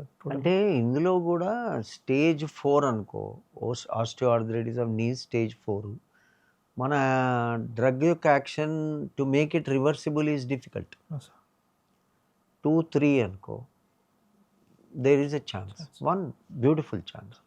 So damage ఎంత ఉంది నీది అన్నది మనం ఎక్స్రేలో పరిగణలోకి తీసుకోవాలి. ఈ వీళ్ళకి ఇప్పుడు నిన్న ఒకడు వచ్చాడు, మా కజినే అవుతాడు. వాడు 128 కేజీస్ ఉన్నాడు. Okay sir. మరి వాని వెయిట్, వాని నీస్ ఆర్థోపెడిక్ సర్జన్ కూడా చెప్పాడు, నేను నీకు నీ రీప్లేస్మెంట్ చేసినా అది ఎన్ని రోజులు నీకు బాగుంటుందో నేను గ్యారంటీ ఇవ్వలేను. వెయిట్ అప్పుడు డౌన్ అవ్వాలి. సో పైనుండే వెయిట్, నేను వాడికి అదే చెప్పాను, ఇది నొప్పి కాదురా, మోకాళ్ళు అమ్మా అని అరుస్తున్నాయని. సో దానికి మన యాక్షన్ ఎంతవరకు ఉంటుంది, మందులు ఎంతవరకు పని చేయగలవు, కొంతవరకు చేయగలవు. ఏది ఏమి చేయగలరు, ఎక్కడ వరకు పని చేయగలరు అన్నది నేను ఇంతకుముందు చెప్పినట్టుగా ఆ స్టేజ్ డ్యామేజ్ బట్టి మనం వాళ్ళకు చెప్పగలం, ఇది నేను క్యూర్ చేయగలను, చేయలేను. ఈ సెకండ్ థర్డ్ గ్రేడ్లో ఉన్న వాటికి కూడా మేము క్లినిక్లో ఏం చెప్తామంటే 3 నెలలు టార్గెట్ పెట్టుకుంటాను, 3 నెలల్లో మీరు సాటిస్ఫాక్టరీగా ఉంటే ఐ విల్ కంటిన్యూ, లేకపోతే మానేసేయండి. అది క్లియర్గా చెప్తాను. ఎందుకంటే ప్రతి కేసు డిఫరెంట్. ఈ పెథాలజీ బట్టే 4 కాబట్టి టీకేఆర్ అని నేను చెప్పను, పేషెంట్ల పరిస్థితి బట్టి. మొన్న ఫ్యూ డేస్ బ్యాక్ ఒక ఆమె సన్నగా ఉంది, ఆమె గ్రేడ్ 3 ఉంది. నీకు అన్ని విషయాల్లో బాగుందమ్మా, ఆమె ఎక్సర్సైజ్ చేస్తుంది, వాకింగ్ వెళ్తుంది, యోగా ప్రాణాయామ ఇన్ని బాగా చేస్తున్నావు, నీ లైఫ్ స్టైల్ కూడా బాగుంది, కాబట్టి నీలో ఇంప్రూవ్మెంట్ ఈజీగా వస్తుంది, మందులు కూడా బాగా పనిచేస్తాయి, నువ్వు గాబరా పడాల్సిన అవసరం లేదు అని ఆవిడకి నాతో చెప్పి మందించి. సో ఇలా పేషెంట్కు మార్పు ఉంటుంది, వాళ్ళకు బెనిఫిట్ ఉంటుంది. కానీ ఇన్ ఎసెన్స్ ఏంటంటే stage wise we can promise 1, 2, 3, don't enter into 4. Prevention is better than cure అన్నట్టుగా. నార్మల్గా మన హోమియోపతి చాలా వరకు ఎపిడమిక్స్లో కానీ కోవిడ్లో టైంలో ఆర్సార్బి ఇవ్వడం కానీ ఇలాంటివి చేస్తుంటాం కదా సార్. నార్మల్గా మన సిస్టమ్ ఎంతవరకు సపోర్ట్ చేస్తుంది సార్ ఇది ఎపిడమిక్స్లో కానీ లేకపోతే ప్రివెన్షన్లో కానీ? మనది లేకుంటే కష్టం ప్రివెన్షన్. మొన్న కరోనాలో చూసాం, arsenic was very very effective. Hundreds of villages were benefited. అట్లానే అంతకుముందు స్వైన్ ఫ్లూలో, డెంగ్యూలో, ఎన్నో కేసెస్లో, అన్నిటికన్నా ముఖ్యమైనది రెడ్ స్ట్రాండ్, మనం రెడ్ లెటర్గా రాయొచ్చు ఏంటంటే Japanese encephalitis in Rayalaseema, belladonna calcarea tuberculinum. As per government records, after introduction of BCT ఈ బెల్లడోనా కెల్కేరియా ట్యూబర్కులినం మందులు పంచడం మొదలుపెట్టిన తర్వాత 2 తెలుగు స్టేట్స్లో ఒక్క మరణం కూడా లేదు జపనీస్ ఎన్సెఫలైటిస్తో. ఇంకేం కావాలి ఎవిడెన్స్? ఇంతకన్నా బెటర్ ఎవిడెన్సు లేదు, ప్రివెన్షను లేదు. అంతటి ఘోరమైంది, వందల కొద్ది మంది చనిపోతే దీనికి ఒక అడ్డుకట్ట కట్టి ఆపేసింది హోమియోపతిక్ మందులు. సో ఎప్పుడు చూసినా వైరల్ ఇన్ఫెక్షన్స్లో prevention homeopathy is the best. మిగతా ఇన్ఫెక్షన్స్లో కూడా ప్రివెంటివ్ మెడిసిన్ ఈజ్ బెటర్. కానీ it's a big debatable subject. ఇప్పుడు ఇస్తున్న immunisation schedule is highly stretched. So many inoculations are being done. So it's a debatable one. So ఇప్పుడు ఇది రీసెంట్గా HPV vaccination చాలా ఉమెన్స్కి సజెస్ట్ చేస్తున్నారు కదా సార్ నార్మల్గా. సో చాలా వరకు అవి తీసుకోవచ్చు అంటారా వద్దంటారా సార్ నార్మల్గా? అంటే దాని గురించి too early to discuss also. But బేసిక్గా వాళ్ళు ఏం చెప్తున్నారంటే క్యాన్సర్ వచ్చే కేసెస్ ఎక్కువ ఉంటున్నాయి యంగ్ గర్ల్స్లో, యంగ్ లేడీస్లో. అది ప్రివెంట్ చేయడానికి హెచ్పివి వ్యాక్సిన్ ఇస్తే ఒక part of problem will be curtailed అని వాళ్ళ యొక్క advocacy. It has its own flaws and problems. దాంతో ఇంకా ఇది ఇప్పుడిప్పుడే స్టార్ట్ చేశారు కాబట్టి మనం అప్పుడే కామెంట్ చేసి ఇది మరీ డేంజరస్ అది ఇది అని అనలేము without scientific evidence. Sir homeopathy is against vaccination sir or not? అంటే బర్నెట్ స్టార్టెడ్ దట్ వ్యాక్సినోసిస్ అన్న పదం పెట్టి వ్యాక్సిన్కి. మా friend doctor Subhash Singh, ex director of NIMS, వాళ్ళ పిల్లలకు వ్యాక్సిన్ ఇవ్వలేదు. నేను నా పిల్లలు ఇద్దరికి మాత్రం బేసిక్ 3 వ్యాక్సిన్లు ఇప్పించాను, మిగతా వ్యాక్సిన్లు ఏవి ఇప్పించలేదు. సో వ్యాక్సిన్కి డైరెక్ట్గా అగెయిన్స్ట్ అని కాదు, కానీ vaccines also might produce problems, జాగ్రత్తగా ఉండాలి అని చెప్పడం జరుగుతుంది. కరోనా వ్యాక్సిన్ వచ్చింది మొన్న, లెఫ్ట్ రైట్ సెంటర్ అందరు వేసుకున్నారు. అవును sir. Lakhs and lakhs of people are benefited. So we cannot say we're against it. We have to be with the stream. Sir one last word sir. Actually చాలామంది ఇప్పుడు mental health గురించి చాలా discussion నడుస్తుంది topic. Government of India కూడా దాన్ని టెలిమానస్ అని చెప్పేసి they are taking us higher priority. ఎందుకంటే ప్రజెంట్ ఉన్న సిచ్యువేషన్స్, లైఫ్ స్టైల్ ఈ ఇబ్బందుల వల్ల చాలామంది యాంగ్జైటీ కానీ, స్ట్రెస్, దీనివల్ల మెంటల్ హెల్త్ డిస్టర్బెన్స్ అవుతుంది సార్. సో దాన్ని మన పర్వ్యూలో, హోమియోపతిక్ పర్స్పెక్టివ్లో కానీ, పర్వ్యూలో కానీ ఎంతవరకు మనం అసెస్ చేసి డీల్ చేయొచ్చు సార్ కేసెస్ని మనం? యాక్చువల్గా mental health is the best subject for homeopathy. మన హోమియోపతిక్ మెడిసిన్స్కి స్ట్రెంతే mental symptoms, mental diseases, mental health. మనము చిన్న ఫిజికల్ ప్రాబ్లం వస్తే కూడా వాడి మైండ్ను పరిగణలోకి తీసుకొని మందిస్తాం. అటువంటిది మెంటల్ హెల్త్ ప్రాబ్లం వచ్చినప్పుడు కంపల్సరీగా homeopathy is one of the best methods undoubtedly.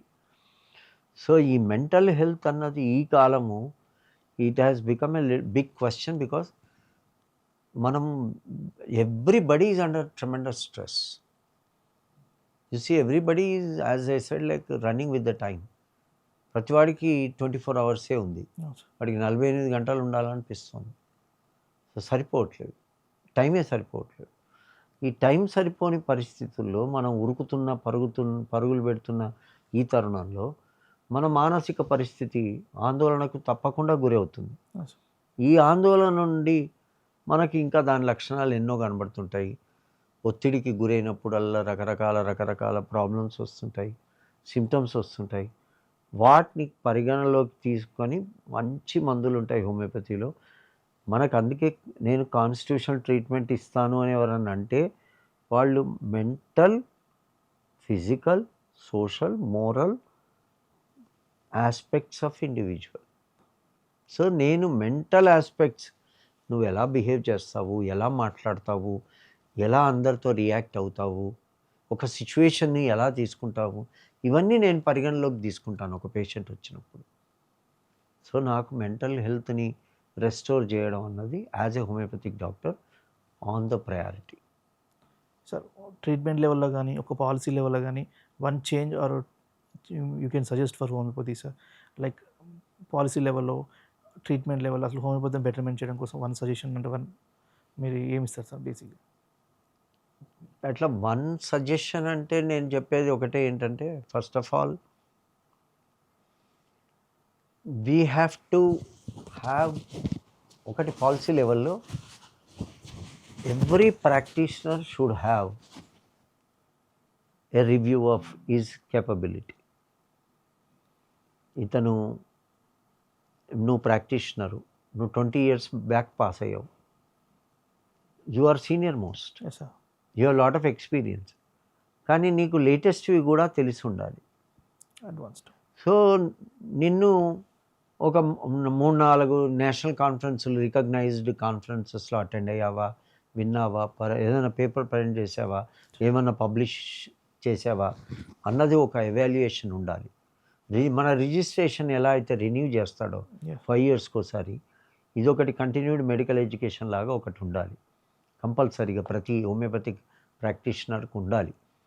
పిల్లలు ఎలా అయితే చేసుకుంటున్నారో పెద్దవాళ్ళు కూడా చేయడం అన్నది చాలా సహజం, అవసరం.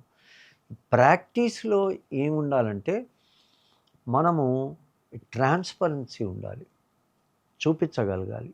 ఎవరు అడిగినా కూడా, ఎవరికైనా మందులు డిస్కస్ చేయగలగాలి, ఎవరికైనా చూపించాలి. There is no secrecy. కంపల్సరీగా నేను రాసే మందు, నేను నీకు పేషెంట్గా ఈ మందు చెప్తే నువ్వు మిస్యూజ్ చేస్తావని ఉన్నా నేను నా పేషెంట్కి చెప్తాను, when once you are cured or when you are transferred from here, నీ కేస్ షీట్ నీకు ప్రింట్అవుట్ తీసి ఇస్తాను, నేను ఏమేమి మందులు వాడాను. నువ్వు అక్కడ వెళ్ళి ప్రాక్టీషనర్ని కలిసి ఇది చూపించమని. ఇది ఒక ప్రాక్టీషనర్స్లో ఇది ఒకటి ఉండాలి. తర్వాత ప్రాక్టీషనర్స్, నేను ఇంతకుముందు చెప్పినట్టు it is inter connected. They have to keep themselves abreast with the latest things. చాలా ఉన్నాయి అందులో మనం నేర్చుకోవాల్సినవి. నేను మా అసిస్టెంట్స్ ద్వారా చాలా నేర్చుకుంటాను. ఈ డ్రగ్ ఉంది సార్ అంటారు, నేను మెట్రోమెడికల్లో పీజీ చేశాను, టీచ్ చేశాను అని గర్వంగా ఫీల్ అవ్వను. నేను అందులో అరే ఈ డ్రగ్ ఉందా ఇందులో, ఒకసారి తీసి చూపించు నాకు అని చదివి కరెక్ట్ వెరీ గుడ్ ఇది ఉంది అని అది ఇచ్చేస్తున్నాం అట్లా. సో ఇట్లా ఫర్ ఎగ్జాంపుల్ మెడికల్ రెప్ వచ్చి నాకు ఆమె విస్నేగా mother tincture is beautiful for vitiligo అన్నాడు. నేను వినలేదయ్యా, ఒకసారి చూస్తాను, చూసిన తర్వాత చెప్తాను అన్నాను. అది చదివాక నాకు చాలా బాగా అనిపించింది. ఓ ఇలా ఎన్నో ఉన్నాయి నేను నేర్చుకోనివి, తెలియనివి, అవన్నీ నేర్చుకుంటే తప్పేముంది అని అలా ప్రాక్టీషనర్స్ అందరూ కూడా వాళ్ళ నాలెడ్జ్ని ఎంబ్రేస్ చేసుకోవాలి. ఎలా చేసుకోగలరు? ఏదైనా లేటెస్ట్ మ్యాగజైన్స్ చదవడం నేర్చుకోండి. నేను మా నేషనల్ జర్నల్ ఆఫ్ హోమియోపతి అని అనట్లేదు, ఎనీ మ్యాగజైన్ మీరు రోజు ఒక 2 పేజీలు చదవండి. ఓకే. దాంట్లో ఆర్టికల్స్ ఉంటాయి, లేటెస్ట్ ఉంటుంది, ఓకే. అర్థమవుతుంది. మీరు అది ప్రాక్టీస్ చేయకపోవచ్చు కానీ అది జ్ఞాపకంలో ఉండిపోతుంది, మెమరీలో, అప్పుడు వాడుకోవచ్చు. సార్ ఇప్పుడు ఒక యంగ్ ప్రాక్టీషనర్ క్లినిక్ స్టార్ట్ చేస్తున్నారు అనుకోండి, హీఈస్ వెరీ ఫ్రెషర్, స్టార్ట్ చేస్తున్నారు, what suggestion will you give for him sir? First thing, have confidence in your life, in your own self. Ramakrishna Paramahamsa చెప్తాడు, confidence is life, doubt is death. So don't doubt yourself, don't doubt your system, and don't doubt him. He has brought you here for some good purpose. Definitely, if not today, tomorrow, if not tomorrow, day after, you will get the patients. Don't lose heart. And do it sincerely. Apply all your knowledge, experience into it. Experience తక్కువ zero ఉన్న knowledge అయితే ఉంటుంది. ఇంటర్న్షిప్లో final ఇయర్లో experience ఎలాగో ఉంటుంది. ఇవి చేసుకోవచ్చు. తర్వాత అన్నిటికన్నా ముఖ్యమైనది, హెజిటేట్ చేయకుండా you can ask a senior, నాకు ఇలా కేసు వచ్చింది, నేను ఏం చేయాలి? ఈ కేసు వెళ్ళిపోతుందని ఫీల్ అవ్వద్దు. ఓకే. ఈ కేసుకు మంచి చేయాలని ఆలోచించు, అప్పుడు వెళ్ళిపోతుందన్న ఫీలింగ్ ఉండదు. సో అందుకని ఇప్పుడు మన లైఫే T20 అయిపోయింది. అందుకు every ball is important. So calculate, see that patient, do the best, take the case perfectly, do all the best whatever you do, and then you will be successful. కృష్ణుడు చెప్పినట్టు success అన్నది అదే వస్తుంది, నీ పని నువ్వు చెయ్యి. Right sir, thank you sir for your time. Thank you. చాలా రోజులు నేను ట్రై చేస్తున్నాను, today it work does well for us. Thank ఎందుకంటే యూ 3-4 days నుంచి eagerly waiting to do this యాక్చువల్గా. సో ఈ ఇన్ఫర్మేషన్ ఇచ్చినందుకు thank you sir so much. Thank you. I wish all the best for you, and I wish all the people, homeopathic and other people also get benefited with this. Thank you so much.